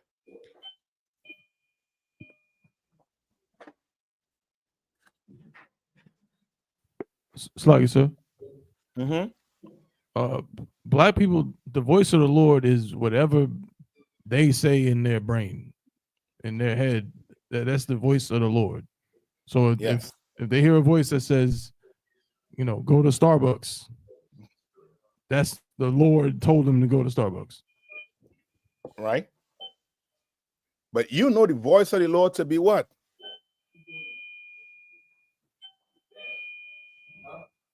What you know the voice of the Lord to be? Salaki, sir. Come on. Scriptures. I'll take that. What again? What's going on in America right now? That's big on the news. Two things, sir. Come on. Fire and ice. Fire and ice. Where did that come from? It must be Satan, sir. You understand? like black people don't understand. That's the Lord talking to them. We don't understand that. Give me that in I think it's in Ezekiel. That's the Lord talking to. That's the Lord visiting this place. Hey, Salaki, sir. Come on. Hispanic, I saw an interview. Hispanic was interpreting it to them over one of the news. Was telling them that it was because too much gays. Yes. I heard him. Salaki, sir. Took him off the news quick. Come on. Right.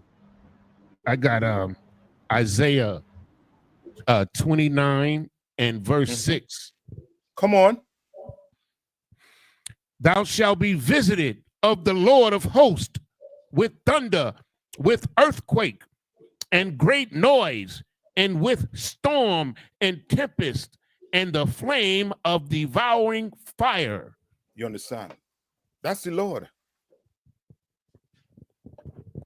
What the news saying? You on the news, are they saying anything about the Lord? What they saying? What they saying the fire? Where they say the fire come from? Salakia, sir. I heard someone say that it was due to climate change.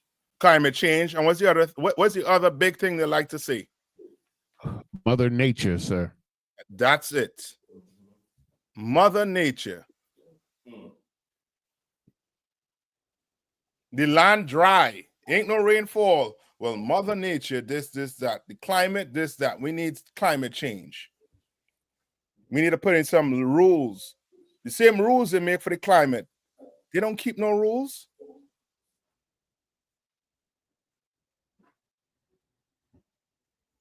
You talk about climate, and you built a nuclear weapon that could destroy the earth. Who you fooling? And then talking about, you know what I mean, put your empty plastic bottles in this bin. Who you fooling? We ain't gonna put them nuclear weapons you're not using. You're putting in the bin too? That's waste, right? You ain't gonna do that. But you're gonna tell me to put my plastic bottles in a bin so you can recycle it. Like you give a damn about the earth. You don't care about the earth. All right. Any more on that? Yanaza?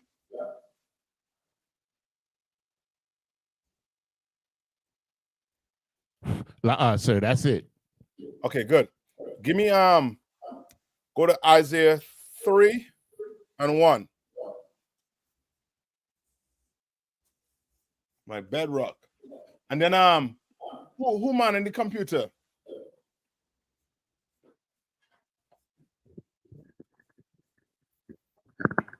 Salakia, sir. I am in Fayetteville. I don't know who's holding in the Durham.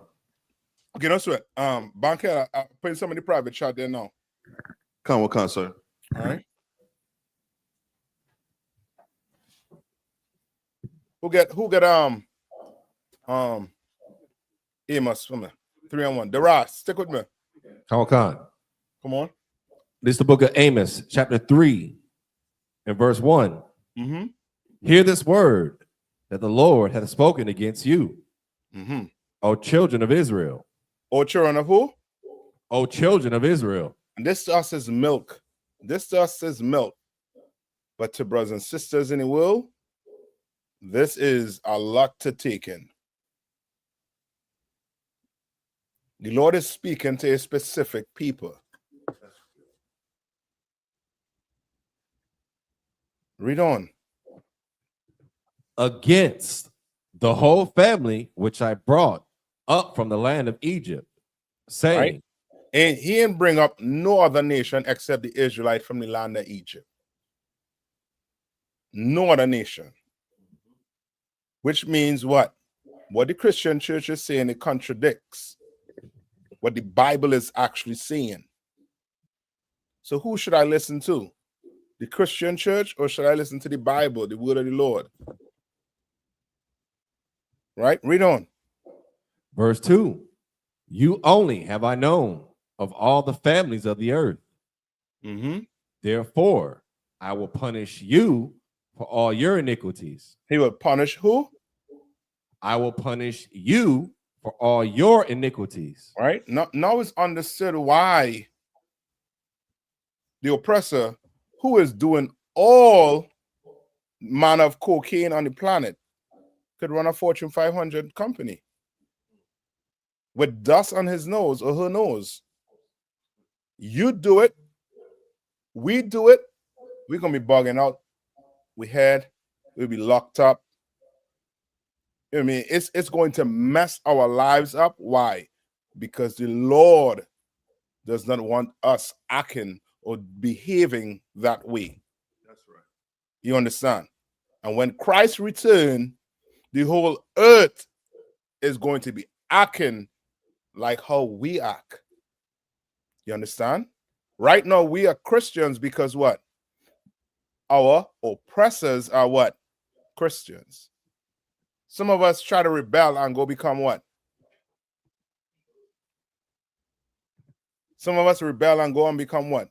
Islam. Salakia, sir. Rasta to Salakia, sir. Yeah, Rastas. God. You understand? Some of us rebel. But guess what? We ditch one oppressor to choose what? Another oppressor. You understand? But when Christ returned, all the oppressors go have to ditch wherever God they were serving, and now they're going to have to do what? What will they have to do? Precept.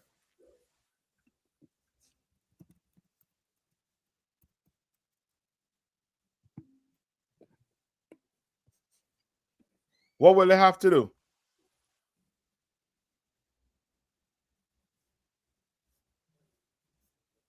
To class.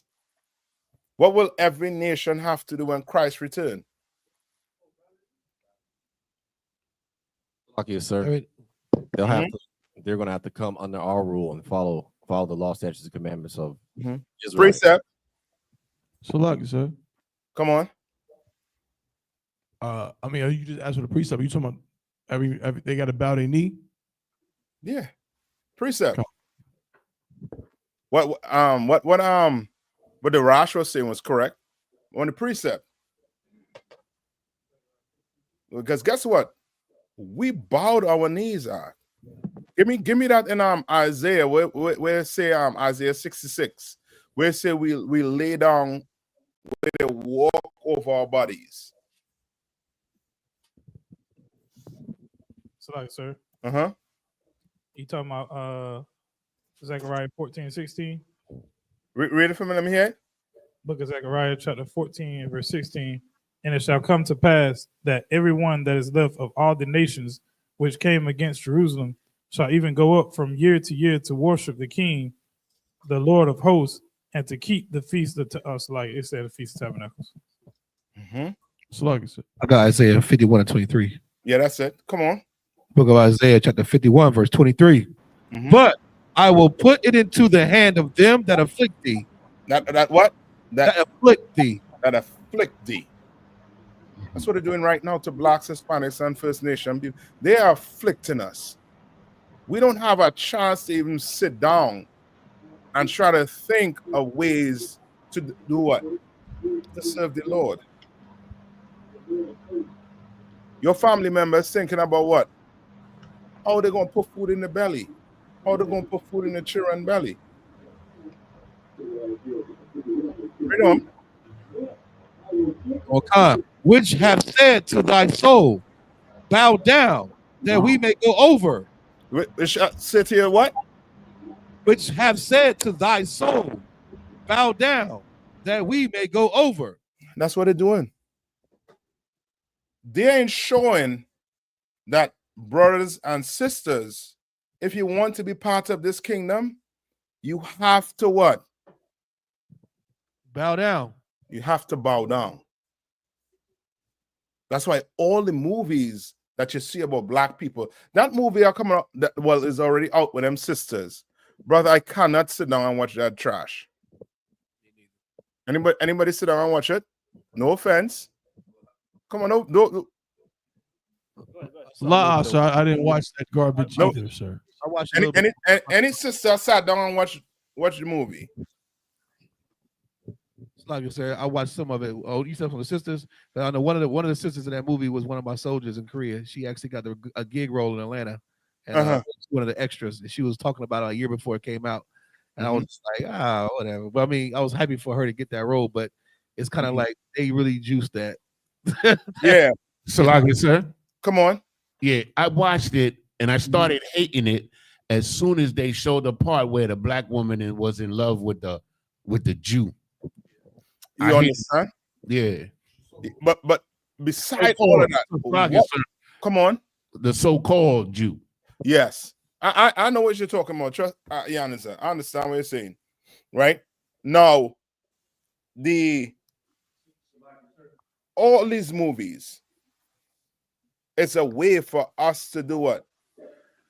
Fall in love with the oppressor. That's it. That's it. Was Red Tail about black people freeing black people from the oppressor? La, sir. It's about joining him and helping him build his kingdom. It was what? About joining the oppressor and helping them build this kingdom. Yes. All your black movies is about joining your oppressors, especially those military movies. Right? It's about joining him and making his nation look good, not your nation. So, like, if I may, sir. Come on. Commander General YAHANNA was speaking on that last night. And he was just going into the fact that all of those movies like Glory, The Last Seal, them calling Cuban Gooding Jr. Cookie and things of that nature. Like, and the Lord, my old life, when you in the military, that's only a fraction of what really happens behind closed doors. Because I'm gonna tell you something. Come on. They only show a small portion of the little bit of harassment that takes place. The oppressor has this system so figured out from the minute you put your name on that dotted line, he knows you really don't have a choice but to bow down to him. That's it. he put you in situations where you're expected to fail. You're expected to. It's almost like when they arrest us and they have your wrist twisted and he tell you don't move. Like you're gonna move because my wrist is twisted in such a way that if I don't, I'm in more pain if I don't move. Yep. That's the military. Mm-hmm. Them sisters, they showed a small fraction of what them sisters could have been called, and they only. Oh my goodness, it's sickening, sir. Salaki. Yeah, and it's almost like it glorifying it in a way where sisters now gonna be what trying to sign up. That's right. Black sisters. So like, sir, they already are out of one. You know what I mean? And they're gonna, you know what I mean? They're gonna find out the hard way, just like black men find out the hard way. It's like it. One more thing for us, if I may, sir. In one of the most disgusting thing that the sister that fell in love with the so-called small hat, she said, "I'm going to war to help fight Hitler." She said, "I'm going to fight Hitler," like that was her enemy. Yeah, like Hitler was her enemy. Like the oppressor daughter that was harassing her outside of the school was not considered to be an enemy in the beginning of the movie. You understand? And that's the mentality, and that's the oppressor right here. Smooth. Salaki, sir. Come on. If I may, today, I'm watching the going ons when they trying to get this guy nominated for some defense. But Salaki, sir, today they fighting over whether women. It's ironic that today they were fighting over whether women could go into combat. So first they put out this movie that encourages our women to join the military, and now you understand what I'm saying. They're going to allow them to go into combat to save their sons. Yeah, exactly what they're going to do, and their sons going to be behind some joystick. You know what I mean?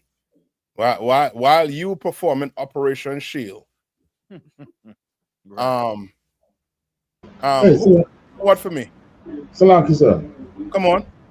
Before we move on, there is one event, that is fitting to take place in this world that I'm keeping an eye on. Have I heard about I.S.U.P.K, the Indian festival? It's the largest gathering of largest religious gathering on the face of the earth. It's about 600 million people fitting together by some river in India. Now I'm watching to see, what the Most I have in store for them. Because I know that something is going to happen. Yeah, they might get colorized. Something is going to happen. As dirty as, you know what I mean? They Mass are dirty death as or something. Yeah. You know what I mean? But wait, who holding what for me? So, like, sir, I had an article. Yeah, you holding the article. I think every knee shall bow.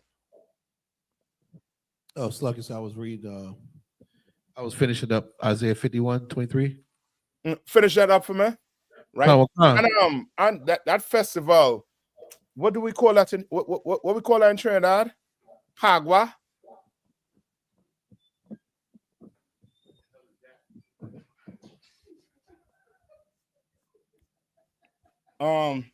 So what?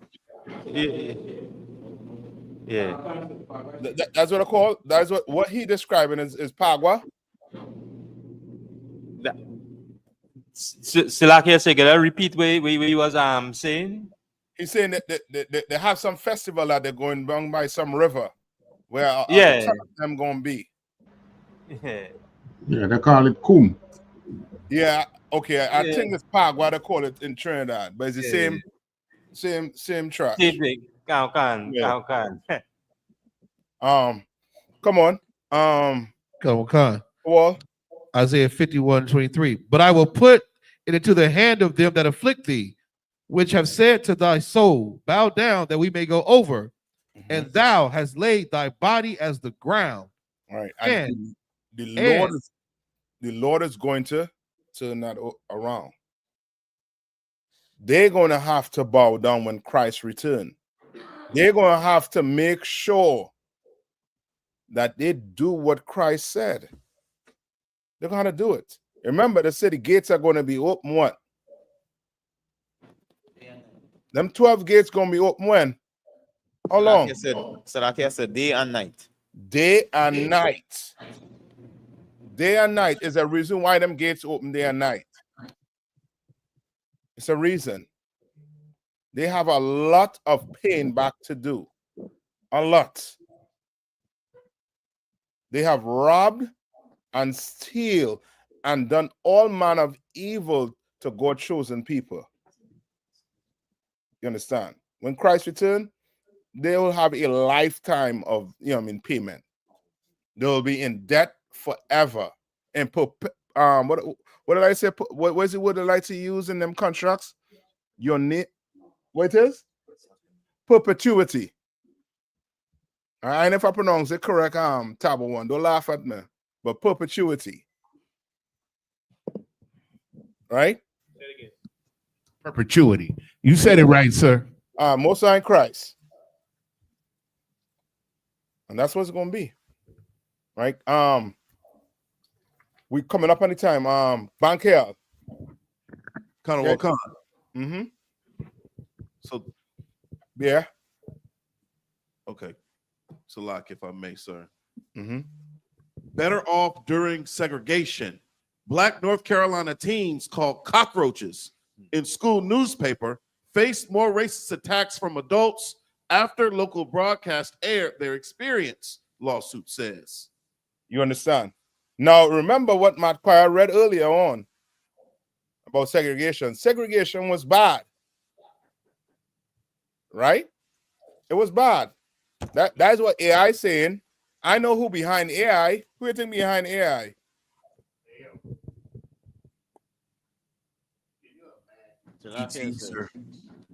Come on. The oppressor. Yeah, your oppressor.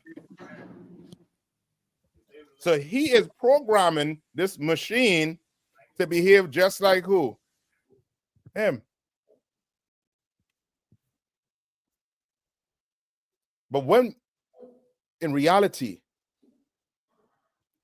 in flesh and blood, Breeway just read there, Bankel.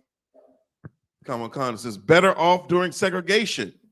And black people, and that's the thing with it, with this situation we're in right now. Like, it's not going to get easier from here on. It's not.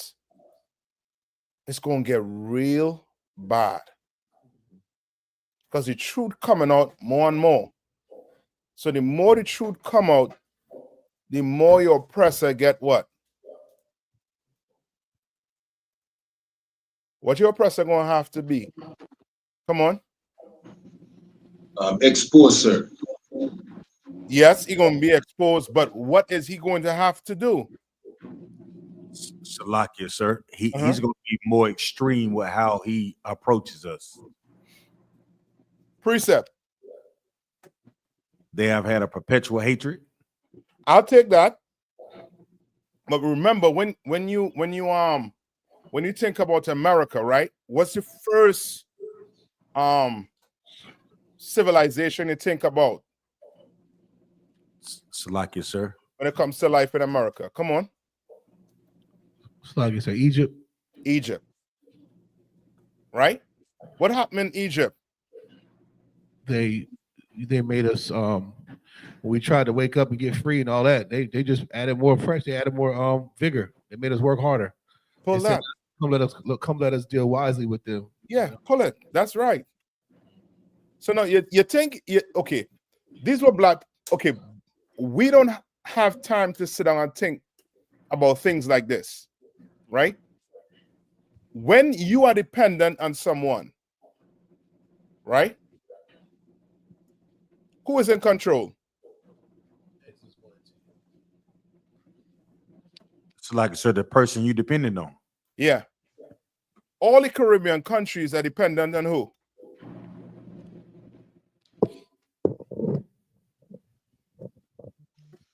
Salakia, sir. America, sir. You right, but we don't see it as America. What do finance people see it as? Oh, Slack, sir. The IMF and the World Bank. Yes, we're dependent on them. Now, you're correct when they say we're dependent on America. Why? Because America, it seems as if they invest a whole lot of money into what? Into the country. Like the oil and gas in Trinidad. Who buys most of it? Where do most of it go? So all America has to say is what? If you don't do what I put on the table here for you to do, I'm going to sanction your country. And what's going to happen? What's going to happen? Salakia. Hold on. It's going to be like Cuba, how they cut them off from everyone and they stop trade with every nation. You know, they put sanctions on other nations that opted to trade with them. So they get cut off from the rest of the world and they get stuck in a time warp, literally. Yes. Salakia. Correct. Trinidad, what was going to say? Salakia, so I was going to say similarly the same thing. Foodstuff will stop be imported coming in. They won't be bringing in foodstuff, medicine, stuff like that. You know. Or your prime minister just decide to what? To resign. Yeah. Too much pressure. Okay. Too much pressure. How in the hell the country need you the most? The country is in the worst turmoil it's in right now. And you're going to resign on the people that put you in power? You're going to just throw it out, give up? Slack, sir. Come on.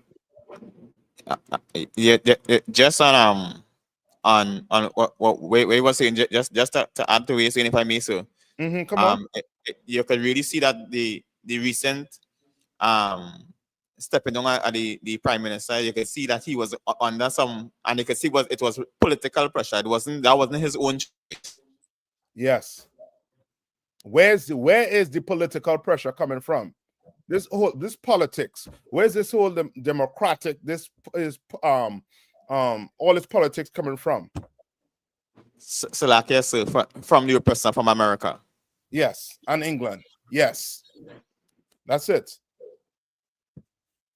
Right? Who holding it for me? The article out of one? Yes. I got you. So like if I may. No. I call for Exodus. Right? So the more and more the truth comes on, the more and more black people start waking up. What do you think your oppressors are going to say? These Negroes have what? Too much time on their hand. We need to start doing what? Tightening them screws. Needs to start doing what? Creating what? Inflation. Right? What they say about the housing market?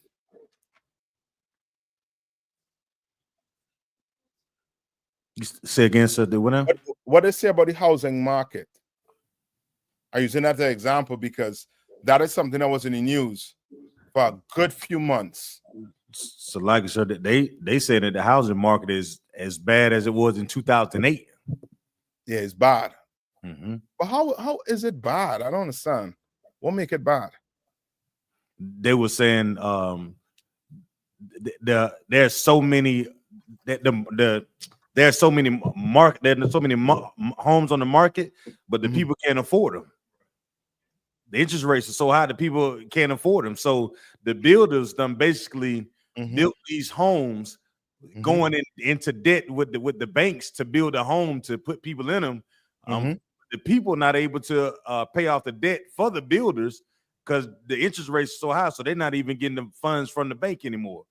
Okay, so, Okay, you gotta understand the oppressor. What is causing the interest rate to go up? The fact why does he what causes inflation? So like I said, the more circulation of funds, I guess the idea that everybody is successful and have money now. Okay, for inflation, what is the government trying for you not to do? For you to not borrow money. Not so much borrow, but what? To buy. Spend. To spend. Come on. Yeah, you understand? Yes, So sir. you start seeing inflation. Mm-hmm. You understand? That's like on the island. You on the island. Why in the hell you telling me there's inflation on mangoes and wherever? Where that come from? Mango falling off anybody tree in the back. You understand? But if I ask so much for a mango in 2024, I ain't paying the same thing like in what? In 1990. Right. It's not. But it falling up trees, Ark. In your backyard. Julie mango, you name it, falling off your tree in the backyard. You understand? He is creating a problem. You know, you create a problem. You say there's no houses on the market. So now it becomes what? Now you have like 10 people fighting over what? One house. You understand? 10 people fighting over one house. So guess what's going to happen? The price going to start doing what? Going up, up, up, up, up. You creating a problem. You know how much land there is in America? The Mexicans is the problem, right? But they can help you build all the houses you need.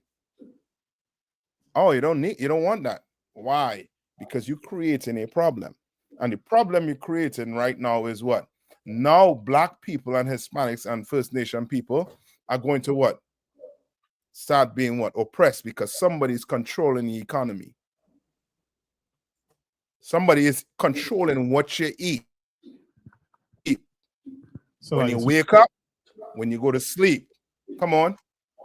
It's like I think the proper term is the supply and demand. You know what I'm saying? You decrease the supply so that the demand of it to go up. Yeah, that's it. That's how I.S.U.P. defines it. You correct. Right? Salak, yes, sir. Come on. And you draw a point earlier on, speaking about him, using, God as, let me say, a platform and using Satan as a platform. So he himself, everybody would not, especially, let me say, Black people on a whole would not look or see him, as anything, as like highlighted now. So now this is why we could sneak in and draw reference to the image of Christ, and it could set up that, and everybody would think that this is the true Christ, that wide depiction, of himself, and destroy, as we say, many with his lies. So that's it. You're correct. No, give me Exodus. Anybody get Exodus for me? Where he say he gave them, he told them to go make brick without straw. It's a lucky, sir. Come on. I just wanted to.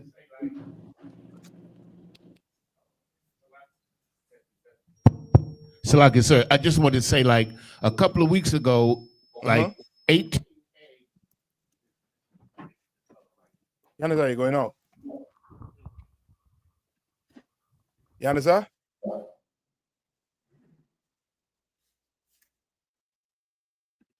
give me Exodus 5 and 6. So a few weeks ago, if I may, sir. A few weeks ago, eggs was like $4.71 for 18 eggs. Today it's like $8. It's crazy. So you tell me what we eat all them chicken that was laying eggs? One to the chicken. Chickens, you know what I mean? You could, them eggs, if you leave it under the chicken, will make more chickens. And chicken lay eggs every day you have a layer. You understand what I'm saying? Like, you creating a problem because you in control. It's like the oil and gas issue. How in the hell you telling me your country has oil in it, but the oil and gas price going up? You remember Chavez, right? Venezuela was known for what? Oil. Brother, when he was in power, gas wasn't going up in Venezuela. It wasn't like that until what? Now you make your economy what? Dependent on what? The oppressor. So guess what? All he comes and do is just pull the carpet from under you. Your economy fall. No, your money is worth less. You have the best oil on the planet, but nobody to sell to. Nobody's gonna buy from you. So now you think Venezuelan thinking about the Israelites? What do you think the Venezuelan thinking about? Where do you think the Asherites and them thinking about? So like, sir, trying to make things right with the oppressors. Not really. Where do you think Venezuelan right now thinking about? The Asherites and the majority of them, what they thinking about right now?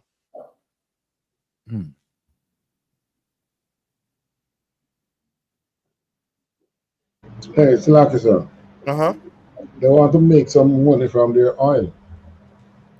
That, in other words, so they're trying to do what? They're trying to survive. To survive. And somebody who's trying to survive, the Bible means what? Anything to them? No. You're trying to survive. Your belly hurting. I bringing this word to you. All you thinking about is what? Eating. You understand? That's why Christ said, well, what did Christ say? What did Christ say when he was on the mountain fasting? What did he say?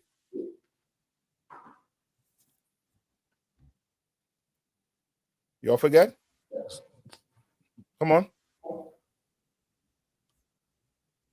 When he was fasting. What Christ said? Christ said, man shall not what? Live by bread alone. Yeah.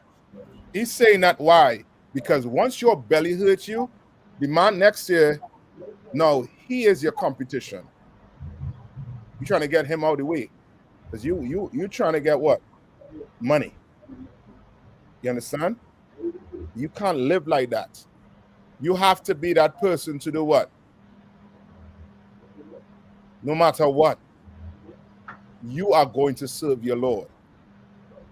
You are going to serve him.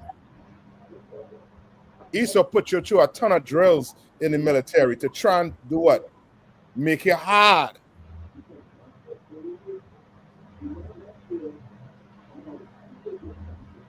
You think anybody could be a Navy SEAL? Can anybody be a Navy SEAL? No. You understand? Give me Exodus 6. And what did I say? 21 or 20? No, Exodus 5 and 6. 5 and 6. Okay, I got it. It's the book of Exodus, chapter 5, verse 6. And Pharaoh commanded the same day the taskmasters of the people and their officers, saying, verse 7, ye shall no more give the people straw to make brick. As heretofore, let them go and gather straw for themselves. So now he is doing what? What is Pharaoh doing?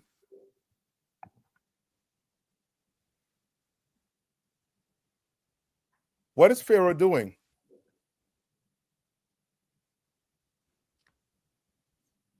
Slack, sir. Come on. Pharaoh is beginning to increase their burdens. Yes. In other words, he is doing what to them? He's oppressing them more. He's oppressing them. So now, guess what? When the money, or they say what, the gas and oil started to dry up on the island, guess what started to happen? The money started to dry up. So if the money started to dry up, then what? Brothers and sisters start losing their what? Their slavery. So guess what started happening? And you think this just happening because of the oil and gas? No, this is by design.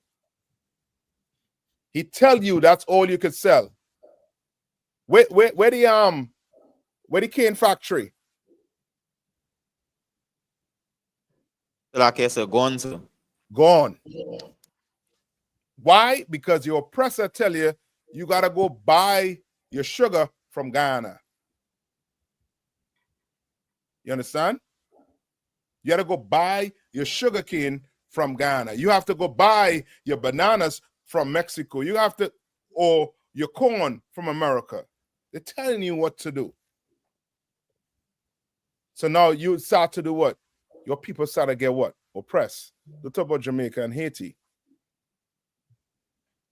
Like, you valuing a paper. So this one paper, this $1 US that make out of this tree bark, and this Jamaican dollar that make out the same tree bark, worth less? Worth what? $122 to one? Mm-hmm. So now the same work a man had to do in Jamaica, he getting paid what? $1 US, $2 US a day, $3 US a day? And now he had to go buy bread. You understand? He had to go buy bread. But it's inflation. So now he paying thousands of dollars for a loaf of bread. Money means nothing, is worthless. Now that's oppression. That's you making what? Bricks without what? Straw. Without straw. I remember, where was they getting straw from? Read it one more time. Kalkan, ye shall no more give the people straw to make brick. So where was they getting straw from?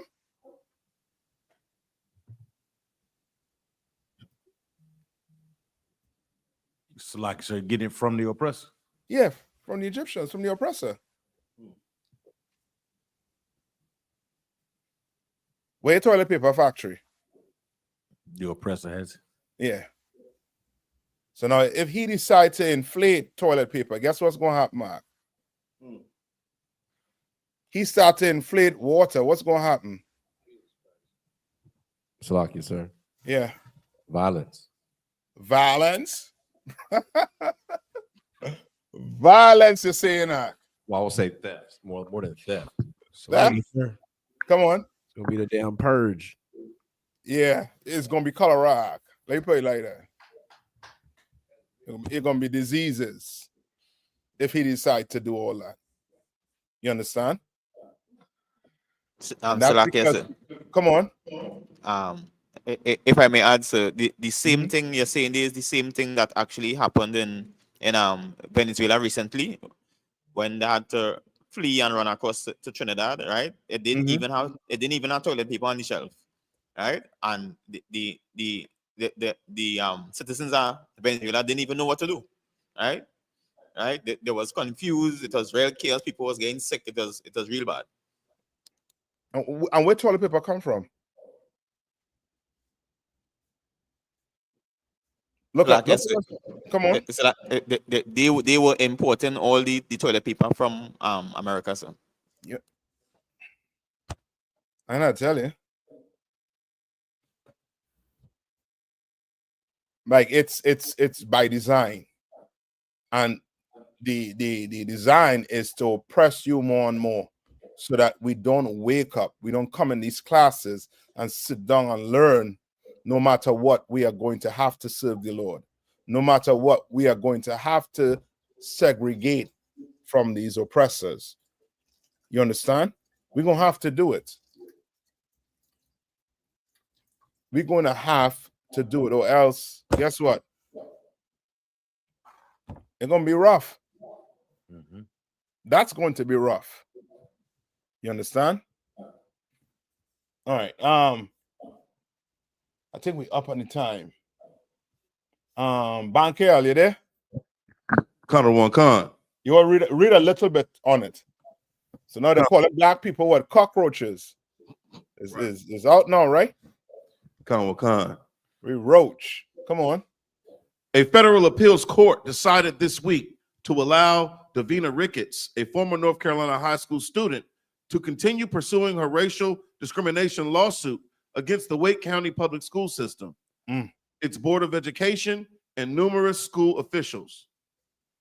Ricketts alleges that school and district officials did not intervene and were deliberately indifferent to the racial harassment and cyberbullying she endured from other students during and after a student council election in 2016.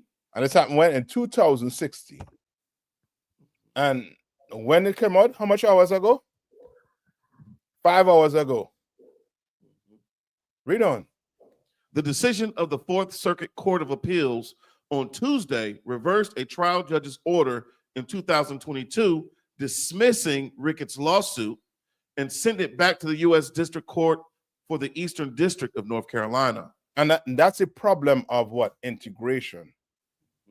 Right? And when you start integrating, things like this get pushed to the back. You understand?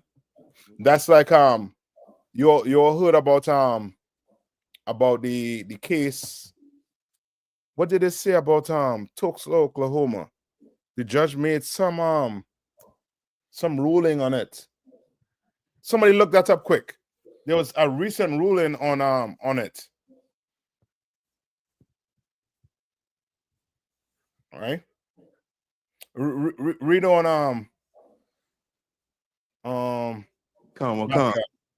Ricketts was a sophomore at Enloe High School in 2016 when she decided to run for student council in hopes of remedying its lack of diversity, noted appeals court Judge Roger Gregory in his opinion on behalf of a unanimous 3-judge panel. Instead, she was met with racial harassment and bullying from her peers, he wrote.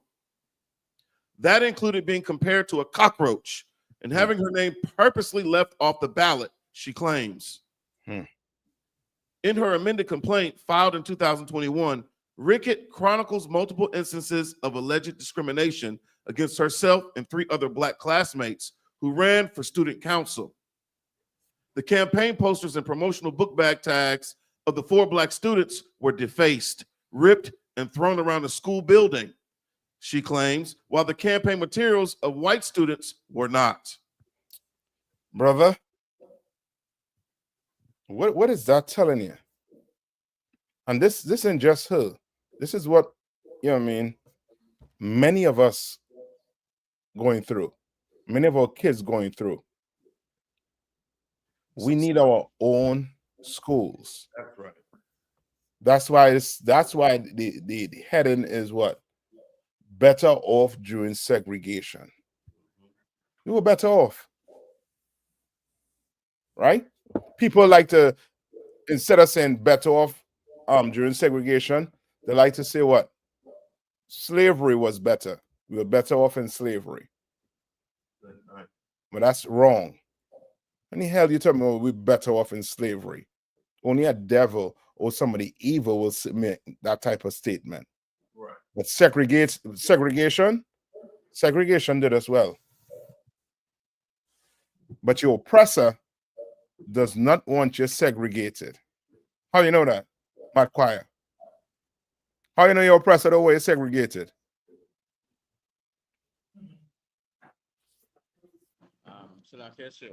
Come on. You will know either way to segregate because, I mean, when you study Black people, right? And you'll understand once them segregate, they will start to build, they will be on their own.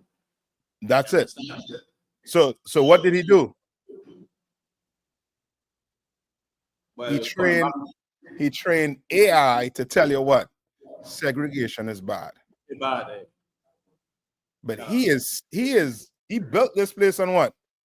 Segregation. Okay. He built it on segregation. He built it on segregation. He built a mighty, one of the most powerful nations on the planet Earth. Ain't no other nation more powerful than America.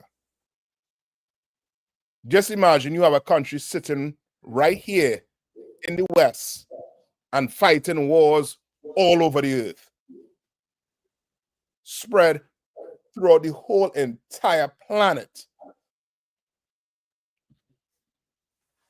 And he where? He on Mars. He in space. He has a space force. You know, a nation more powerful than this nation.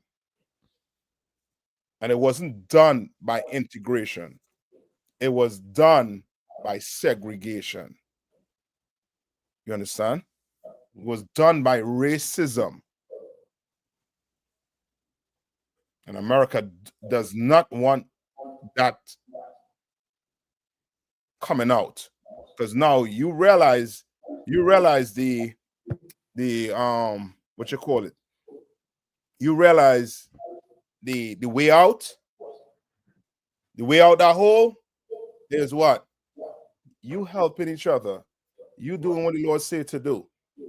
You realize that it's going to be a problem for America. That's right. Because now guess what, his boys that's behind those joystick flying them drones, they got to put them joystick down and go fight, because black people ain't going to do it.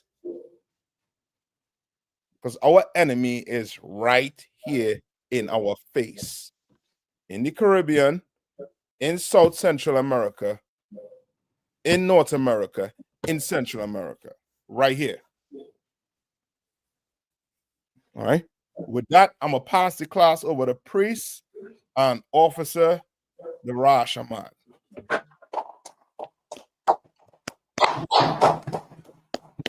All right, men of Israel, Majum.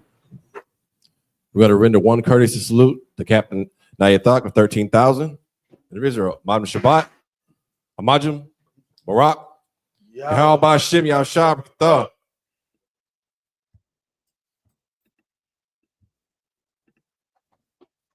How about Shimei Shabraka Thumb?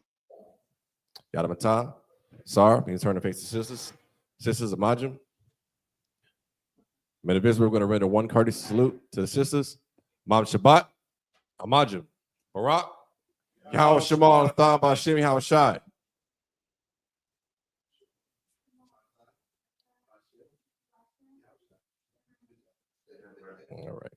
All right, your shop needs to be seated.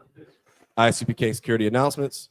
We're the I.S.U.P.K, started out of 1 West 125th Street, Harlem, New York. Rule for new brother and sister. When a new brother or sister comes into the school, they are off limits for 6 months. They are to be saluted only. They're here to share themselves with the world. If they need transportation, the teacher will arrange it. After 6 months, if a brother or sister has an interest in a particular person, he or she must get permission from the head to speak to a brother or sister. There's another 6 months in which the brother and sister will court each other. After this 6 month period, the brother and sister will get permission from the head to marry. Tithes, which is a commandment. Numbers chapter 18, verse 21. Malachi chapter 3, verses 8 through 10. Means 10th in the Hebrew, ma'ashra. 10% of every penny of any increase the Lord gives you, give to the treasury department or teacher. Priest fund, free will offering for priests, not mandatory, whatsoever amount you would like.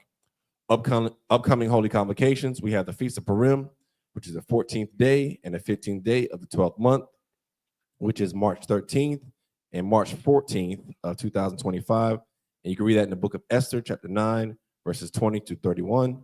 We also have the Lord's 56th Passover, which will be April the 12th, 2025, which will be held in Atlanta, Georgia, which is the 14th day of the fourth month, followed by the Feast of Unleavened Bread, which is the 15th day of the first month for 7 days, which is April the 13th through April the 20th. If anyone wants to be a trooper in the school, start wearing all black boots, shirt, pants, headband, and scarf. With that, class dismissed.